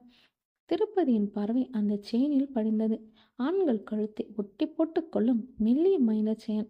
திருப்பதி, நாளைக்கு உனக்கு ஒரு முக்கியமான வேலை இருக்குப்பா. இந்த செயின் ராஜா தம்பி கழுத்தில் போட்டிருந்துச்சு இல்லையா? இதில் கோத்திருந்த ருத்ராட்சத்தை எங்கேயோ நேற்று தொலைச்சிட்டு வந்திருக்கு. இந்த ருத்ராட்சம் உனக்கு ஞாபகம் இருக்கா? தம்பிக்கு ஏதோ கண்டம் இருக்குன்னு ஜோசியர் சொல்லி பூஜையில் வச்சு தந்தது. நாளைக்கு காலை நீ வேலைக்கு வந்தது கிளம்பிடு.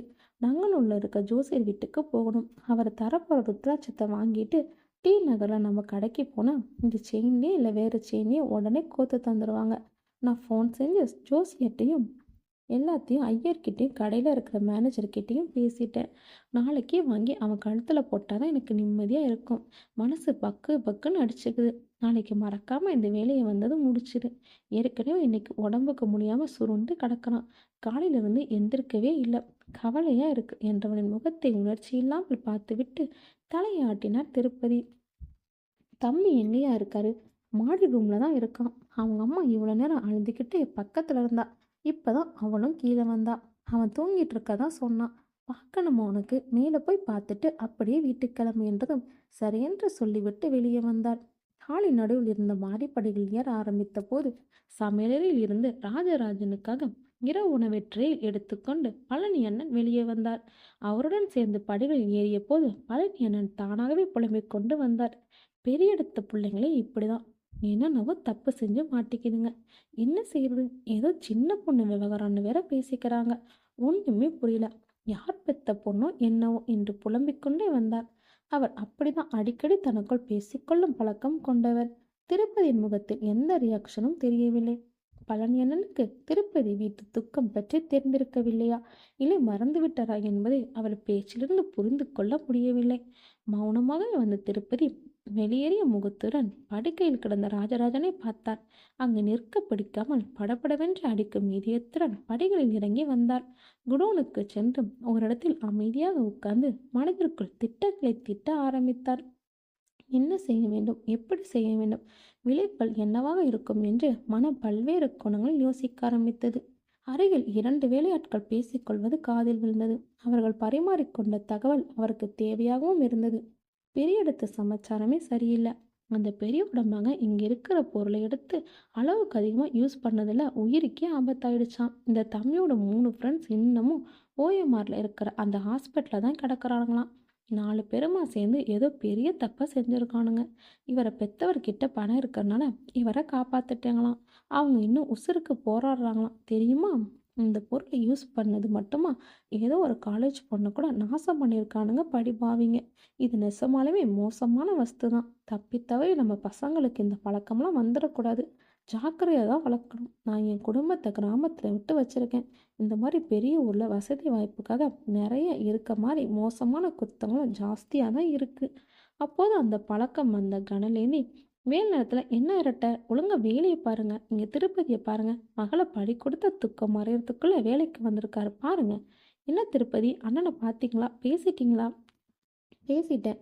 மனசை போட்டு ஒன்றும் குழப்பிக்காதீங்க. கிளம்புங்க, வீட்டுக்கு போய் ரெஸ்ட் எடுங்க. இன்னைக்கு வேலை பார்த்தது போதும் என்றார் கனலேந்தி. சரியா, ஒரே ஒரு முக்கியமான வேலை இருக்கு, அதை மட்டும் முடிச்சுட்டு கிளம்புறேன் என்று சொன்ன திருப்பதி விலகி போன முகத்துடன் தன் வேலையை தொடர்ந்தார். அவருக்கு மனதில் இருந்த குழப்பங்கள் தீர்ந்து தெளிவு வந்துவிட்டது. என்ன செய்ய வேண்டும் என்று முடிவெடுத்ததான் கொஞ்ச நஞ்சம் இருந்த சந்தேகங்களும் தீர்ந்து போயின. இந்த திருப்தியோட முகமே இன்னைக்கு சரியில்லையே, ஏதோ யோசிச்சு யோசிச்சு பேசுகிற மாதிரி இருக்குது. அவனோட நடவடிக்கையும் கொஞ்சம் வினோதமாக தான் இருக்குது. ஆனால் பாவம் தான் அவனும். வயசை பொண்ணு பறி கொடுத்தா அப்படி தானே இருக்கும் என்று நினைத்து கொண்டே நடந்தார் கனலேந்தி. அவருக்கோ அவருடைய அண்ணன் அடலேந்திக்கோ திருப்பதியின் மகள் எப்படி இருந்தாள் என்று தெரியாது. துக்கத்திற்கு போய் வந்தவர்களும் கேட்டு தெரிந்து கொள்ளவும் இல்லை. 2 பேருக்குமே ரெகுலர் நியூஸ் பேப்பர் படிக்கும் பழக்கமும் இல்லை. டிவி நியூஸ் பார்க்கும் பழக்கமும் கிடையாது. பரபரப்பான நியூஸ் வந்தால் பார்ப்பதுண்டு. ஆனால் அன்றைய காலையிலிருந்தே ராஜராஜனின் உடல்நிலையால் வீடே அதிக பரபரப்புடன் இருந்தால் கவனம் செலுத்தவில்லை. இரவு 9 மணி.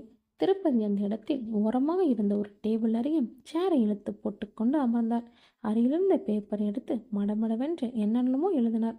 எழுதி முடித்ததும் பேப்பரை ஒருமுறை படித்து பார்த்துவிட்டு மடித்து தனது சட்டை பையில் வைத்து கொண்டார். கண்களை மூடி உட்கார்ந்து மனதிற்குள் என்ன செய்ய வேண்டும் என்று ஒரு திட்டம் போட்ட பின்னர் யோசித்து பார்த்து தான் எடுத்த முடிவு எடுத்து வைக்கப் போகும் அடிகளும் சரியா என்று அலசி பார்த்து கொண்டார். தீர்மானத்துடன் எழுந்தார். தாவி கொடுக்கப்பட்ட பொம்மையாக நடந்தார். இனி வில்லிலிருந்து கிளம்பி அந்த அம்மை யாராலும் தடுக்க முடியாது. முதலில் வீட்டுக்குள் சென்று மாடிப்படிகளில் ஏறினார். எல்லோரும் அவரவர் அறையில் பிஸியாக இருந்ததால் மாடிக்கு போன திருப்பதியை யாரும் எதுவும் கேட்கவில்லை. திருப்பதி அந்த வீட்டில் சகஜமாக எல்லா இடங்களுக்கும் போகும் வழக்கம் இருந்ததால் பெரிதாக யாருக்கும் அந்த விஷயம் உறுத்தவில்லை. சரியாக 10-15 நிமிடங்கள் கழித்து திருப்பதி கீழே இறங்கி வந்தார். அவருக்கு வேண்டிய தகவல்கள் கிடைத்தன. அவருடைய வேலையும் முடிந்தது. அங்கிருந்து யாரிடம் எதுவும் பேசாமல் ஸ்கூட்டரில் கிளம்பி ஓஎம்ஆரில் இருந்த அந்த தனியார் மருத்துவமனையை அடைந்தார். அங்கே அவருக்கு வேலையை முடிக்க கிட்டத்தட்ட 3/4 மணி நேரம் ஆனது. அங்கிருந்து நேராக வீட்டுக்கு விரைந்தார். அவர் கிளம்பி சென்று கொண்டிருந்த அதே சமயம் ஈக்கட்ட இருந்த அனலேந்தியின் வீட்டுக்கு அந்த தனியார் மருத்துவத்திலிருந்து போன் வந்தது. செய்திகளை கேட்டு திகைத்து போன அனலேந்தி தன் தம்பியை கூப்பிட்டார். கனலேந்தியும் அண்ணனின் அறைக்கு பதட்டத்துடன் ஓடினார். என்ன நடக்குது இங்கே, ஒன்றுமே புரியலையே, வெளியில் விஷயம் எப்படி போச்சு? ஹாஸ்பிட்டலில் இருந்த ராஜாவோட ஃப்ரெண்ட்ஸ் 3 பேரும் செத்துட்டாங்களாம். யாரோ அவங்க ரூமில் நுழைஞ்சு சாமர்த்தியமாக கொண்டு இருக்காங்க. நம்ம ஆளுங்களை அனுப்பி சிசிடிவி ஃபுட்டேஜை செக் பண்ணுங்க. அப்படி யாராவது அவங்கள விஷயம் தெரிஞ்சு கொண்டு இருந்தாங்கன்னா ராஜாவோட உசுருக்கும் ஆபத்து. செக்யூரிட்டி போடுங்க உடனே. அங்கே யார் தம்பி கூட இருக்காங்க அங்கே இப்போது? யாருமே இல்லைன்னு இன்னைக்கு சாப்பாடு சீக்கிரமே கொடுத்துட்டாங்க. அண்ணி போய் மருந்தெல்லாம் கொடுத்துட்டு அவன் தூங்குனதும் கீழே வந்துட்டாங்க. இனிமேல் தம்பி தூங்கும்போது பக்கத்தில் யாரும் தேவையில்லைன்னு கீழே வந்துட்டாங்க. இன்னும் கொஞ்ச நேரத்தில் போய் பார்க்கணும்னு சொன்னாங்க என்று அவர் சொல்லி கொண்டிருந்த போது மாடியில் இருந்து பெரிய அலறல் கேட்டது. அனலேந்தியின் மனைவி அடிவயிற்றிலிருந்து ஓலமெழுப்பி கதறிக் கொண்டிருந்தாள். தன் ஒரே மகனை இரத்த வெள்ளத்தில் சவமாக கிடந்ததை பார்த்துதான் அந்த கதறல். கத்தி கத்தி மயங்கி கீழே விழுந்தாள். வீடே ரணகலமானது. இத்தனை செக்யூரிட்டிகள் நடமாடும் பாதுகாப்பான இடத்தில் யாரோ புகுந்து அவ்வளவு ஈஸியாக அந்த வீட்டு வாரிசை கொன்று போட்டிருப்பதை பார்த்து வீடை கொந்தளித்து போனது. கனலேந்தி வேலையாட்களை உரிமிக் கொண்டிருந்தார். தன்னுடைய மனைவி மகளிலும் பார்த்து கத்தி கொண்டிருந்தார். இத்தனை பேர் இருந்து என்ன செஞ்சிட்டு இருந்தீங்க? தம்பியை தனியாக விட்டிருக்கவே கூடாது. யார் இந்த கோட்டைக்குள்ள நுழைஞ்சு இந்த காரியத்தை செஞ்சது என உரிமினார் கனலேந்தி. கடைசியாக அந்த ரூமுக்கு நம்ம திருப்பதி படியேறி போனதை நான் பார்த்தேன். நீங்களே பெரிய ஐயாவோ தான் அனுப்பியிருப்பீங்கன்னு நினச்சிட்டு போயிட்டேன் என்றார் அந்த சமயக்கார பழனி. என்ன திருப்பதியா? அவன் வீட்டுக்கு கிளம்பி போய் நேரமாச்சு. அதுக்கப்புறம் யாருமே மாடியில் தம்பி ரூமுக்கு போகலையா என்று குழம்பினார். கலக்கத்துடன் அண்ணனை பார்க்க அவரும் ஏதோ யோசித்து குழம்பி போய் தான் உட்கார்ந்திருந்தார். கனல், என் ரூமுக்கு வா உடனே என்று வீல் சேரை உருட்டிக்கொண்டு தன் ரூமுக்குள் நுழைந்து தம்மியின் கண்ணை காட்ட அவரும் அந்த அரைக்கதவை மூடினார். கனல், என் மனசில் ஒரு சந்தேகம் வருது. அந்த திருப்பதி பொண்ணு எப்படி செத்து போனான்னு தெரியுமா? விசாரிச்சியா என்று கேட்டார். இல்லைண்ணே, கேட்கலையேண்ணா. ஏதோ விபத்துன்னு நினச்சேன். அவங்கிட்டே அதை பற்றி பேசி துக்கத்தை கலர வேண்டாம்னு அவங்கிட்டே அதை பற்றி கேட்கல என்றார் கனலேந்தி. யாராவது இங்கேருந்து நம்ம ஆளுங்களை இறுதி காரியத்துக்கு கலந்துக்க போயிருப்பாங்க இல்லையா, அவங்கள கூப்பிட்டு கேளு என்று சொன்னதும் கனலேந்தி அவங்களை கூப்பிட்டு பேசினார். பேச பேச அவருடைய முகம் மாறியது. அண்ணே, திருப்பதி பொண்ணு சாயந்தரம் காலேஜ்லேருந்து வீட்டுக்கு திரும்பும்போது கடத்தப்பட்டாளாம். கடத்தின பசங்க அவளை கெடுத்து கொன்று ரோட்டில் வீசிட்டு போயிட்டாங்களாம். ஒருவேளை அது என்று கனலேந்தி இழக்க, ஆமாண்டா ஆமாம், அந்த விஷயத்தில் நம்ம தம்பியும் அவன் நண்பர்களும் சம்மந்தப்பட்டிருக்கலாம். அந்த விஷயத்தை திருப்பதி எப்படியும் கண்டுபிடிச்சிருக்கணும். எப்படி கண்டுபிடிச்சான் அவன்? நான் அவங்கக்கிட்ட அந்த ருத்ராட்சத்தை பற்றி சொன்னேன். அந்த தொலைஞ்சு போன ருத்ராட்சம் அந்த பொண்ணுக்கிட்ட கிடச்சிருக்கலாம். அதை வச்சு தான் அவன் கண்டுபிடிச்சிருக்கணும். நானே என் பையனுக்கு யமனாயிட்டேனே என்று கைகளால் முகத்தை மூடிக்கொண்டு அழுதான். கனலேந்தி அண்ணனை தேற்ற வழி இல்லாமல் அவரும் கைகளை பிசைந்து கொண்டு நின்றார். அவர் நினைத்தது சரிதான். முதல் நாள் மாலையில் ராஜராஜன் அவருடைய நண்பர்களும் ஒரே காரில் வந்து கொண்டிருந்த போதுதான் புதிதாக வந்திருந்த போதைப் பொருட்களை உபயோகப்படுத்தி பார்த்ததால் அதிக போதையை ஏறி உடலில் பரவசமான நிலையை அனுபவித்துக் கொண்டிருந்தார்கள். காரில் வரும்போது பஸ் ஸ்டாப்பில் தனியே நின்று கொண்டிருந்த ஓவியா கண்ணில் பட அவளை அனுபவிக்கும் ஆசை அவர்கள் மனதில் ஏறிவிட்டது. அவளை காரில் எப்படியாவது ஏற்றிக்கொள்ள திட்டம் போட்டார்கள். ஓவியாவிற்கு ராஜராஜனை ஏற்கனவே தெரியும். ஒரு முறை தன் முதலாளி வீட்டில் நடந்த ஏதோ விசேஷத்திற்கு திருப்பதி அவளை கூட்டி போயிருந்தார். ராஜராஜனுக்கும் அங்கே பஸ்ஸை காத்து கொண்டு நிற்பது திருப்பதியின் மகள் ஓவியா என்று புரிந்தது. அதிக போதை ஏறாத ஒரே நண்பன் தான் காரை ஓட்டி கொண்டிருந்தான். அவனை ஓவியாவிடம் பேச அனுப்பினான். உங்கள் பேர் ஓவியா தானே? உங்கள் அப்பா திருப்பதி என் ஃப்ரெண்டு வீட்டில் வேலை பார்க்குறாரு இல்லையா? இன்னைக்கு திடீர்னு அவர் மயக்கம் போட்டு விழுந்துட்டாராம். ஹாஸ்பிட்டலில் சேர்த்துருக்காங்க. உங்களை உடனே கூட்டிகிட்டு வர சொல்லி என் ஃப்ரெண்ட் ராஜராஜன் அவங்க அப்பா அனுப்பினார். அதோ அங்கே பாருமா, அவர் காரில் காத்துட்ருக்காரு. உன்னை கூட்டி வர சொல்லி என்னை அனுப்பினார் என்று சொல்லி கார் நிற்கும் திசையை காட்ட ஓவியாவும் காரில் இருந்து தலையை நீட்டி கையசைத்த ராஜராஜனை பார்த்து அவர்கள் பேச்சை உடனடியாக நம்பி அப்பாவியாக காரில் ஏறினாள். காரில் ஏறியதுமே அங்கிருந்த பசங்களையும் அவருடைய நிலைமையை பார்த்து ஓவியாவிற்கு சந்தேகம் வந்து இறங்க முயற்சிக்க அவளை அவர்கள் இறங்க விடவில்லை. ஒதுக்குப்புறமான ஓரிடத்தில் கார் நிறுத்தப்பட்டு ஏற்கனவே போதையில் இருந்த அந்த 4 பேரும் அவளை வெறித்தனமாக மாறி மாறி துன்புறுத்தியதில் அவளுடைய உயிர் பிரிந்தது. கடைசியாக அவளை தொட்டவனுக்கு அதிக போதை இல்லை. அவன்தான் காரை ஓட்டி வந்தான். அவன்தான் ஓவியாவின் உயிர் பிரிந்ததை உணர்ந்து பயத்தில் புலம்ப ஆரம்பிக்க அவனுக்கும் இன்னும் கொஞ்சம் ட்ரக்கை கொடுத்து போதை ஏற்றி விட்டார்கள். என்ன செய்வதென்று புரியாமல் ஓவியாவின் உடலையும் அவனுடைய காலேஜ் பேக்கையும் வெளியே சாலையோரத்தில் இருந்துவிட்டு ஒரு வழியாக கிளம்பி வீட்டுக்கு வரும் வழியில் 4 பேரும் காரை மரத்தில் மோதி மயங்கிவிட அந்த விபத்தை பார்த்தவர்கள் அவனுடைய போனை எடுத்து வீட்டுக்கு தகவல் சொன்னார்கள். கனலேந்தி உடனே கிளம்பி போய் நிலைமையை சரி செய்து போலீஸ் கேஸ் ஆகாமல் தடுத்தான். அவனுடைய நிலைமையும் மோசமாக இருந்ததால் அந்த தனியார் மருத்துவமனையில் சேர்த்து சிகிச்சையும் அளிக்கப்பட்டது. ராஜராஜனை மட்டும் அடுத்த நாள் வீட்டுக்கு கூட்டி போக மற்ற 3 பேரும் மருத்துவமனையிலே இருந்தார்கள். அவர்கள் சென்னையை சேர்ந்தவர்கள் இல்லை என்பதால் நெருங்கிய உறவினர் யாரும் சென்னையில் இல்லை. வட இந்தியாவிலிருந்து பொறியியல் கல்லூரி படிப்பதற்காகவே சென்னை வந்தவர்கள். இப்போது 4 பேருமே உயிரோடு இல்லை.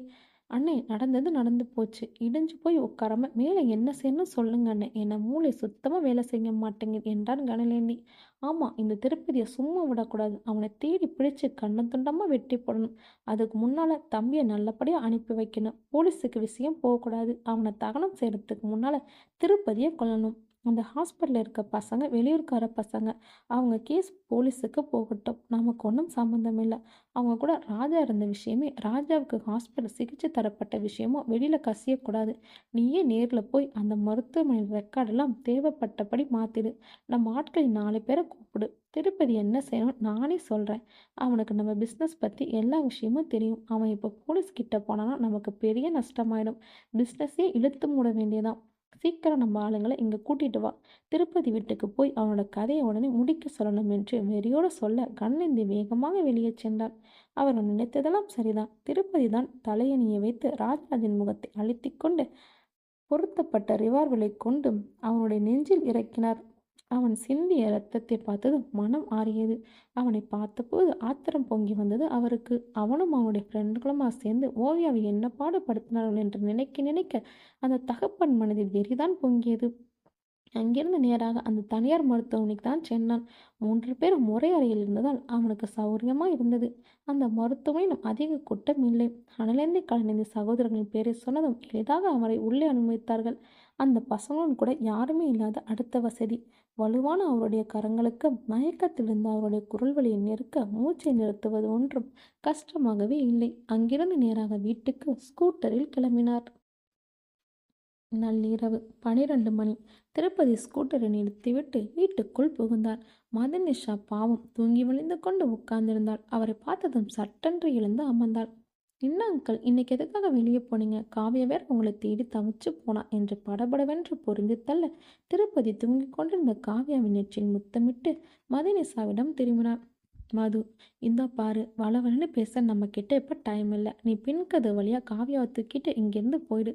என்னை தேடிட்டு சிலர் இங்கே இப்போ எந்த நேரத்துலையும் வரலாம். பெரிய ஆபத்தை நானாவே தேடிக்கிட்டேன். இனிமே காவியா உன்னோட பொறுப்பு.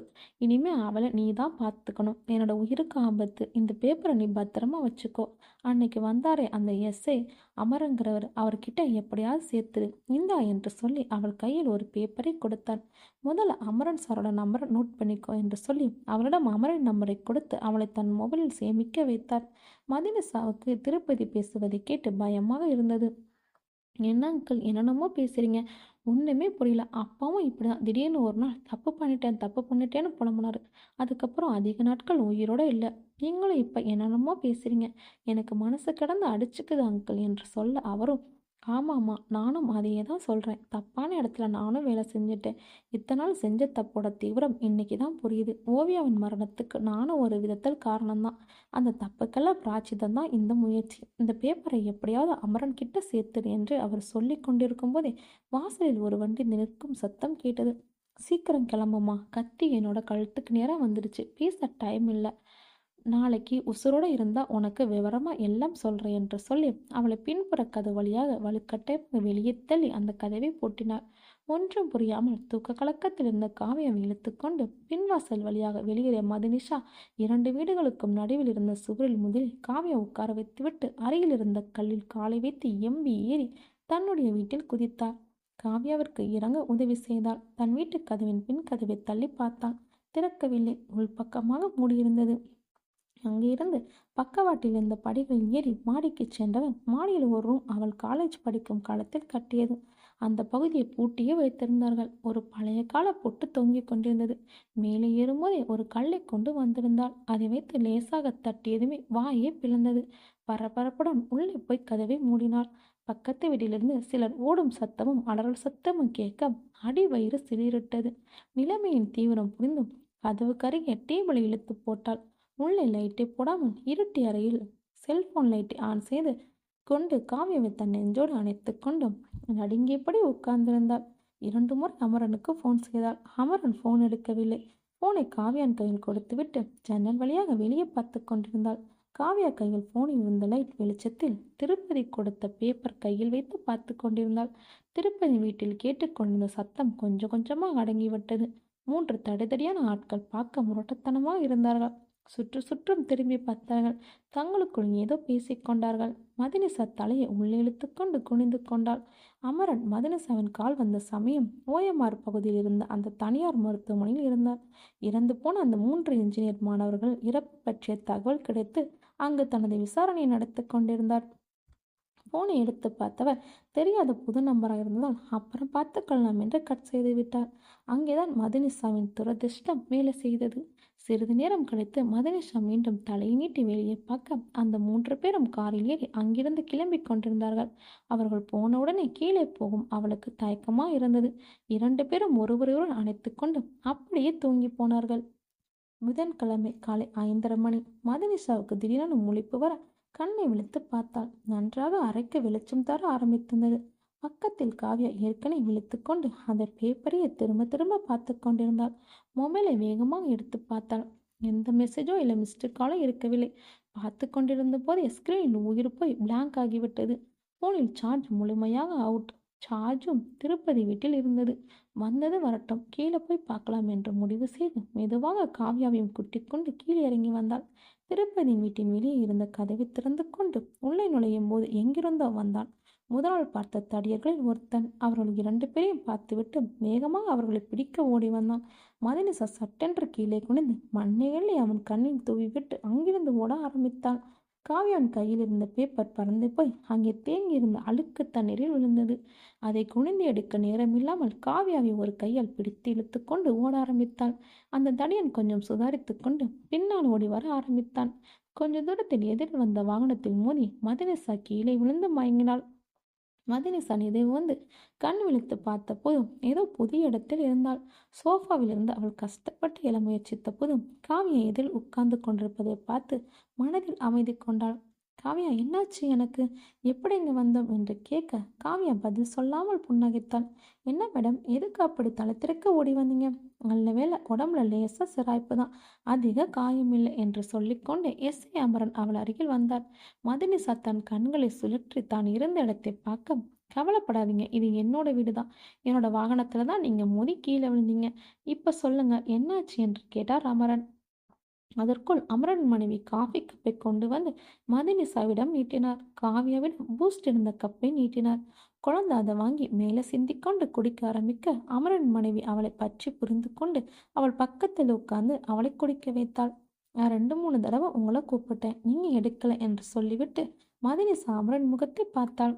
அது உங்க கால் தானா? நான் கேஸ் விஷயமா ஒரு ஹாஸ்பிட்டலில் இருந்தேன், ரொம்ப பிஸியாக இருந்தேன். அந்த கால் வந்தப்ப புது நம்பராக இருந்ததால கொஞ்சம் ஃப்ரீயானதும் பேசிக்கலான்னு விட்டுட்டேன். இப்போதானே விஷயம் புரியுது என்றார். ஆமாம், நீங்கள் எப்படி இவ்வளோ சீக்கிரமாக எங்கள் ஏரியா பக்கம் வந்தீங்க என்று மதி கேட்க, அது என்னன்னா, நேற்று நான் விசாரணை பண்ணிட்டு இருந்த கேஸில் அந்த மருத்துவமனையோட சிசிடிவி ஃபுட்டேஜ் பார்த்தேன். அதில் திருப்பதி அங்கிளை பார்த்தேன். அதில் திருப்பதி அங்கிள் இருந்தது எப்படி, அங்கே ஏன் வந்தான்னு கேட்கறதுக்காக காலையில் அவர் வேலை கிளம்புறதுக்குள்ளே பிடிக்கணும்னு சீக்கிரமாக கிளம்பி வந்தேன். நீங்கள் என் காலில் மோதி விழுந்ததும் உங்களை இங்கே கூட்டிகிட்டு வந்துட்டேன். தேவைப்பட்ட டாக்டரை வீட்டுக்கு கூப்பிடலாம்னு நினச்சேன். ஆமாம், நீங்கள் ஏன் அப்படி கண்ணு மண்ணு தெரியாமல் ஓடி வந்தீங்க என்று கேட்க மதனிசாவுக்கு முதல் நாள் நடந்த சம்பவம் நினைவுக்கு வர அழ ஆரம்பித்தாள். அவள் அழுவதை பார்த்த காவியா பயந்து போய் அவள் பக்கத்தில் வந்து உட்கார்ந்தாள். அதை பார்த்த மதனிசா தன்னைத்தானே சமாதானப்படுத்தி கொண்டாள். அமரன் மனைவிடம் கண்களால் ஜாடை கட்ட அவரும் புரிந்து கொண்டு காவியா உள்ளே அழைத்துச் சென்றார். மதனிசா அமரனிடம் முதல் நடந்த பயங்கரமான நிகழ்வுகளை பற்றி சொல்ல ஆரம்பித்தாள். காவ்யா எதிரில் நடந்தவற்றை சொல்ல விருப்பமில்லாதான் அவளை உள்ளே அனுப்பினாள் மதுனிசா. காவ்யாவிற்கு காய்ச்சல் அதிகமாக இருந்துச்சு. திருப்பதி அங்கிள் பாவம் ரொம்ப களைஞ்சு போய் இருந்தாருன்னா அவர் வீட்லேயே ஓய்வெடுக்க சொல்லிட்டு நான் கிளம்பி டாக்டர் கிட்ட காமிக்க கூட்டிட்டு போனேன். நான் டாக்டர் கிட்ட கிளம்பி கொண்டிருந்த சமயத்தில் நீங்கள் உள்ள நுழைஞ்சிங்க. உங்களை அறிமுகம் எனக்கு செஞ்சு வச்சாரு. நான் உங்களுக்கு வணக்கம் சொல்லிட்டு அவசர அவசரம் அங்கேருந்து கிளம்பிட்டேன். நான் திரும்பி வந்தபோது தான் அவர் வேலைக்கு கிளம்பி போன விஷயமே எனக்கு தெரிஞ்சது. ஃபோனை கூட கொண்டு போகல. எனக்கு ஒரு பேப்பரில் குறிப்பு எழுதி வச்சுட்டு அவசர அவசரமாக கிளம்பி ஏன் போனாலும் எனக்கு புரியல. நீங்கள் டாக்டர் கிட்ட காமிக்கிறதுக்காக கிளம்புன சமயம் தானே நான் உள்ள நுழைஞ்சேன். ஒரு முக்கியமான தடயத்தை அவர்கிட்ட காமிக்கத்தான் நான் அங்கே வந்தேன். அவர்கிட்ட ஓவியன் கையில் கிடைச்ச ஒரு ருத்ராட்சத்தை காமிக்க தான் போனேன். அதை பார்த்ததுமே அவர் மூஞ்சி மாறி போன மாதிரி தான் எனக்கு தோணுச்சு. நான் திருப்பி வந்தப்புறம் எதுக்காகவும் திடீர்னு முடிவெடுத்து அவர் கிளம்பி போயிருக்கார் என்று சொன்ன அமரன் யோசனையை ஆழ்ந்தார்.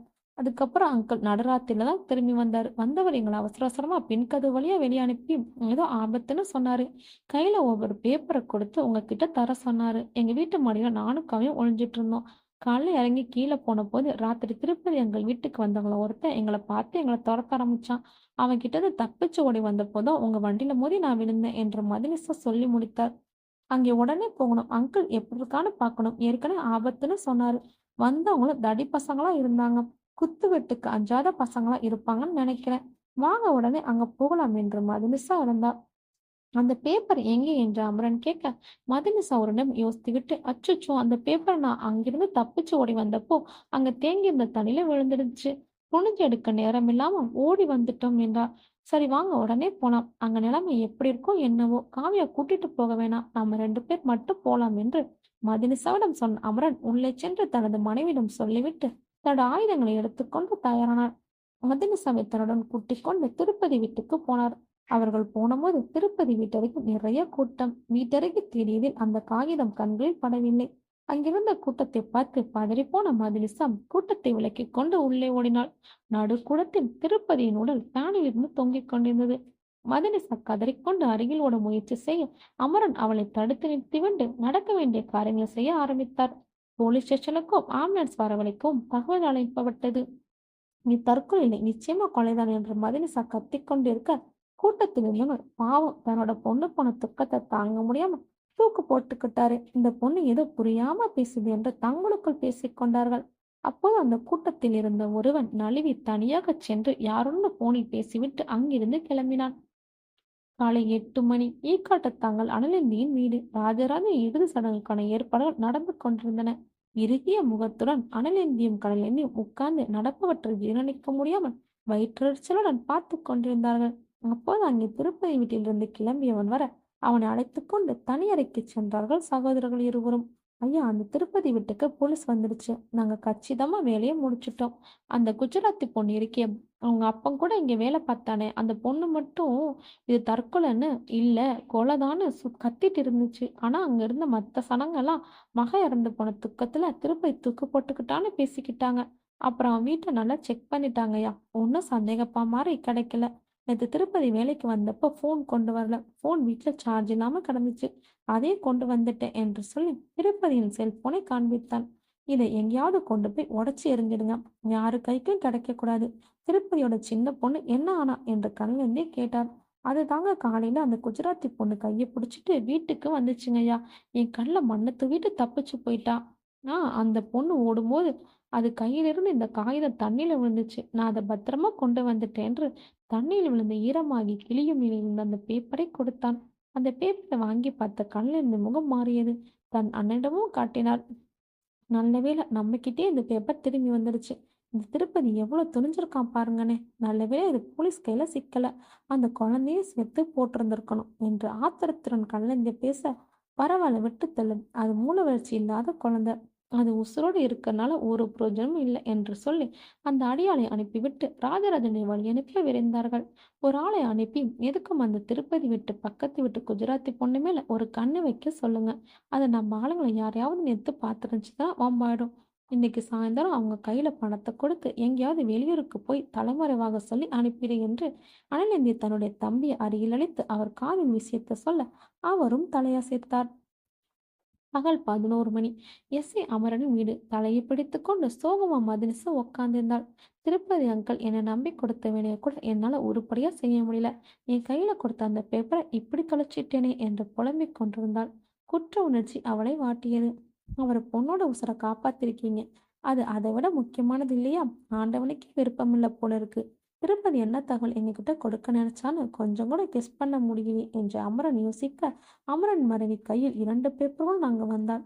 அவசரமா வந்த அமரனிடம் அவர் எதையோ காண்பிக்க, அதை பார்த்த அமரனும் மதுனிசாவும் விக்கித்து போனார்கள். ஒரு பேப்பரில் 3 முரடர்களின் படங்கள் தத்ரூபமாக வரையப்பட்டிருந்தன. இன்னொன்றில் என்னென்னவோ எண்களும் ஆங்கில எழுத்துக்களும் ஒரு வரைபடம் வரிசையாக எழுதப்பட்டிருந்தது. காவியாவின் கைவண்ணம் தான் அத்தனையும். உடனே அமரன் மதுனிசாவின் காவியும் தனது காயில் அழைத்து கொண்டு போதை மருந்து தடுப்பு பணியகத்தின் மண்டல அலுவலகத்திற்கு விரைந்தார்கள். தனது உறவினரான இலக்கியனிடம் அவர்கள் 2 பேப்பரையும் ஒப்படைத்துவிட்டு அந்த பேப்பர்களையும் கொடுத்தார். இது ரொம்ப சென்சிட்டிவான விஷயம். ஹை லெவல் அணுகுண்டு. இவங்க 2 பேரோட உசுரும் பயங்கர ஆபத்துல இருக்கு. நீங்க தான் பொறுப்பு என்று ஒப்படைத்துவிட்டு திரும்பினார். குழந்தை காவியாவிற்கு எண்களில் அதிக திறமை. கஷ்டமான கணக்கெல்லாம் வெகு எளிதாக போட்டு விடுவாள். அதே போல போட்டோகிராஃபிக் மெமரி. அதாவது ஒரு முறை 10 விஷயம் மூளையில் அப்படியே பதிந்துவிடும். மறக்க மாட்டாள். ஆனால் மற்ற விஷயங்கள் பயங்கர ஸ்லோ. மற்ற சாதாரண குழந்தைகளை போல வகுப்பறையில் அமைதியா உட்கார்ந்து ஆசிரியர் சொல்வதை கேட்டு புரிந்து கொள்ள தெரியாது. தனக்கு பிடித்த விஷயங்களை தவிர வேறு எதுவும் செய்ய மாட்டாள். சில சமயம் கேட்ட கேள்வி கூட பதில் கூற மாட்டாள். பரீட்சையெல்லாம் எழுத மாட்டாள். அதனால்தான் அவள் படித்த ஸ்கூலிலிருந்து அவளை நீக்கிவிட்டார்கள். மற்ற குழந்தைகளுடன் அவளால் சாதாரணமா பழக முடியவில்லை. மதினி சமையலை பப்பு இந்த மாதிரி ஸ்பெஷல் சில்ட்ரன் என்று அழைக்கப்படும் மூளை வளர்ச்சி குன்றை குழந்தைகளுக்கானது. அதனால்தான் திருப்பதி காவியாவை அங்கு சேர்த்திருந்தார். காவியாவுக்கு போட்டோகிராஃப் மெமரி இருந்த விஷயம் யாருக்குமே தெரியாது. அவள் தன்னுடைய கையில் எப்போதும் ஒரு பேப்பரை வைத்துக்கொண்டு ஏதாவது வரைந்து கொண்டே இருந்ததால் அவளுக்கு ஓவியம் வரைவதில் திறமை உண்டு என்று மட்டும் தெரியும். அதை தவிர அவளுக்கு எண்களிலும் எண்கள் வந்திருக்கும் குறிப்புகளும் தனி இன்ட்ரெஸ்ட் உண்டு. அவள் தன் வயதுக்கு மீறிய கால்குலேஷன் எல்லாம் எளிதாக போட்டு விடுவாள். அதுவும் யாரும் இன்னும் நோட் பண்ணவில்லை. எண்கள் சார்ந்த எந்த குறிப்பையும் அவளுடைய மூளை அப்படியே தனது மெமரியில் பதிவேற்றி கொண்டு விடும். அதனால்தான் காவ்யா முதல் நாள் ஜன்னல் வழியாக சிறிது நேரம் வெளியே பார்த்த போதும், அடுத்த நாள் காலையில் தங்களை துரத்தியவன் முகத்தை பார்த்த போதும் அப்படியே மனதில் வாங்கிக் கொண்டு அவர்கள் மூவரையும் தத்ரூபமாக வரைந்து விட்டாள். திருப்பதி பல வருடங்களாக அனலேந்தி கண்ணேந்தின் நம்பிக்கை பாத்திரமான ஊழியனாக இருந்ததால் அந்த போதிய மருந்து ட்ரக்கோட மொத்த தகவலும் அவருக்கு அத்துப்படி. ஒவ்வொரு டீலர், ஏஜென்ட் மற்றும் அந்த தொழில் ஈடுபட்டிருந்த அனைத்து நபர்களின் விவரங்களையும் தான் அந்த பேப்பரில் அவசரமா எழுதி கொண்டு வந்து மதுமிஷாவிடம் கொடுத்திருந்தாள். முதல் நாள் இரவு மொபைலில் ஒளியை வைத்து அந்த காகிதத்தை பார்த்த போது காவியாவுக்கு அதிலிருந்து எண்கள் மனதில் பதிந்திருந்தது. அடுத்த நாள் காலையில் மதுமிஷாவிற்கு முன்னால் எழுந்துவிட்டு காவியா அந்த காகிதத்தை கையில் வைத்து பார்த்து அதில் எண்களில் இருந்த எழுத்துக்களை மனதில் ஏற்றிவிட்டாள். திருப்பதி இத்தனை வருடங்களா இந்த போதைப் பொருள் வியாபாரத்தில் துணை போய் விட்டோமே என்ற குற்ற உணர்வு அவர்கள் அனைவரையும் காட்டிக் கொடுக்க துணிந்தான். தொழிலில் இருந்து விலக முடியாது, விடமாட்டார்கள். அண்ணன் முதலில் ராஜரதனை கொன்று பணித்திட்டான். அவன் இறப்பதற்கு முன்னால் திருப்பதியிடம் தான் செய்த குற்றங்களை ஒப்புக்கொண்டதோடு மன்னிப்பும் கேட்டான். திருப்பதியின் மனம் அவனை மன்னிக்க தயாராக இல்லை. அவனை கொன்றதோடு அந்த தனியார் மருத்துவமனைக்கு சென்று ராஜராஜ நண்பர்களையும் கொன்றுவிட்டுதான் வீடு திரும்பினார்.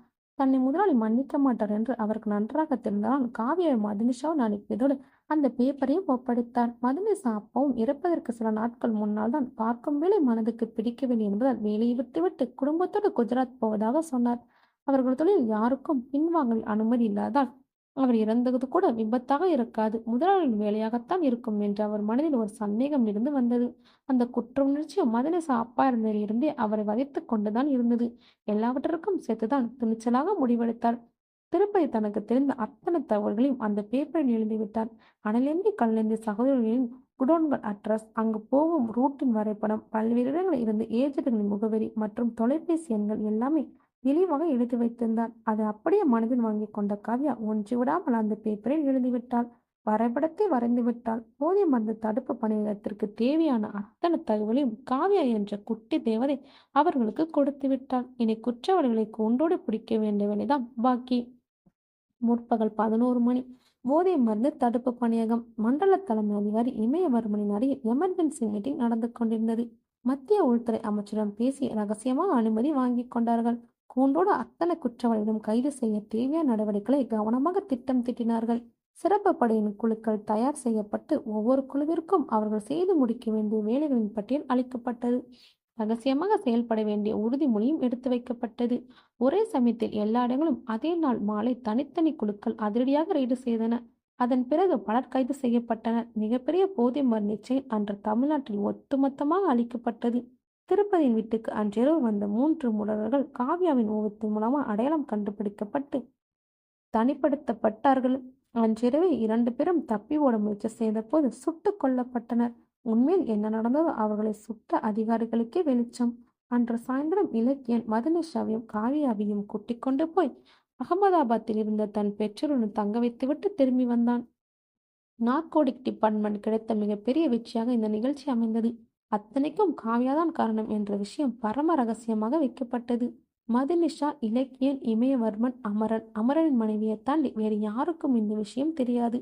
அவர்கள் உயிருக்கு ஆபத்து வரலாம் என்பதால் தான் அவர்கள் அகமதாபாத்திற்கு கொண்டு போய் விட்டு வந்தான் இலக்கியன். 2 பேருக்கும் பெயர்கள் அதிகாரப்பூர்வமாக மாற்றப்பட்டு இனி மும்பையில் வசிக்கப் போவதாக தகவல். இலக்கியனும் மும்பைக்கு டிரான்ஸ்பர் பெறுவதற்கு முயற்சி செய்து கொண்டிருக்கிறான். இலக்கியன் மதுனிஷா நிலையில் அழகான நட்பு உருவாகி வருகிறது. நாளை அது எப்படி மாறுமோ தெரியவில்லை. அனலேந்தி கடலேந்தி சகோதரர்கள் தப்ப முடியாத அளவு மாட்டிக்கொண்டார்கள். அவர்கள் குடோனில் இருந்து பல 100 கிலோ எடையுள்ள போதைப் பொருட்கள் கிடைத்துவிட்டன. இன்ஜெக்ஷன் மருந்துகள், பொடி, மாத்திரங்கள் தவிர புது புது வடிவங்களில் கொக்கைன், அப்பின், ஹெராயின், கஞ்சா போன்ற மருந்துகள் கைப்பற்றப்பட்டன. 100 கோடி மதிப்புள்ள போதிய மருந்துகள் நீதிமன்ற அனுமதியுடன் எரித்து அளிக்கப்பட்டன. மிகப்பெரிய குற்றத்தில் முக்கிய பங்கு வகித்த இந்த சகோதரர்களின் ஜவுளி மற்றும் நகைக்கடையும் வீழ்ச்சி அடைந்து மூடப்பட்டன. பொதுமக்கள் ஆக்ரோஷமாக கடைகளை தாக்கி சூறையாடி விட்டார்கள். 3 ஆண்டுகளுக்கு பிறகு மதுனிசாவும் காவியாவும் இப்போது மும்பையில் செம்பூரில் வசிக்கிறார்கள். மதுனிசா ஒரு மலர்வளர்ச்சி குன்றிய குழந்தைகளுக்கான பள்ளியில் வேலை பார்க்கிறாள். காவியாவின் கணித திறன் ஆசிரியர்கள் வியக்க வைத்தது. அவளுக்கு அதிலேயே அதிக பயிற்சி அளித்து வருகிறார்கள். அதுவும் அவளுடைய நினைவுத்திறன் சேர்ந்து நாளை அவளை மிகப்பெரிய திறமசாலியாக்கி புகழேனியில் ஏற்றலாம். இலக்கியனும் இப்போது மும்பையில் பதவியுடன் மாற்றல் வாங்கி கொண்டு போய்விட்டான். தனது பணிகளை சிறப்பாக ஆற்றி வருகிறான். அனலேந்தி சிறையில் இறந்துவிட கடலேந்தியும் இப்போது இரட்டை ஆயுள் தண்டனை அனுபவித்து வருகிறான். அந்த குடும்பத்தினர் இருந்த சொத்துக்களை விட்டு தஞ்சாவூர் பக்கம் இருந்த சொந்த ஊருக்கு திரும்பி விட்டார்கள். இந்த ஸ்டோரி பிடிச்சிருந்தா லைக் பண்ணுங்க. இதே மாதிரி டிஃப்ரெண்டான ஸ்டோரி பார்க்கணும். நம்ம வாய்ஸ் ஆங் கேலக்ஸியை சப்ஸ்கிரைப் பண்ணி ஃபாலோ பண்ணுங்க. பாய்.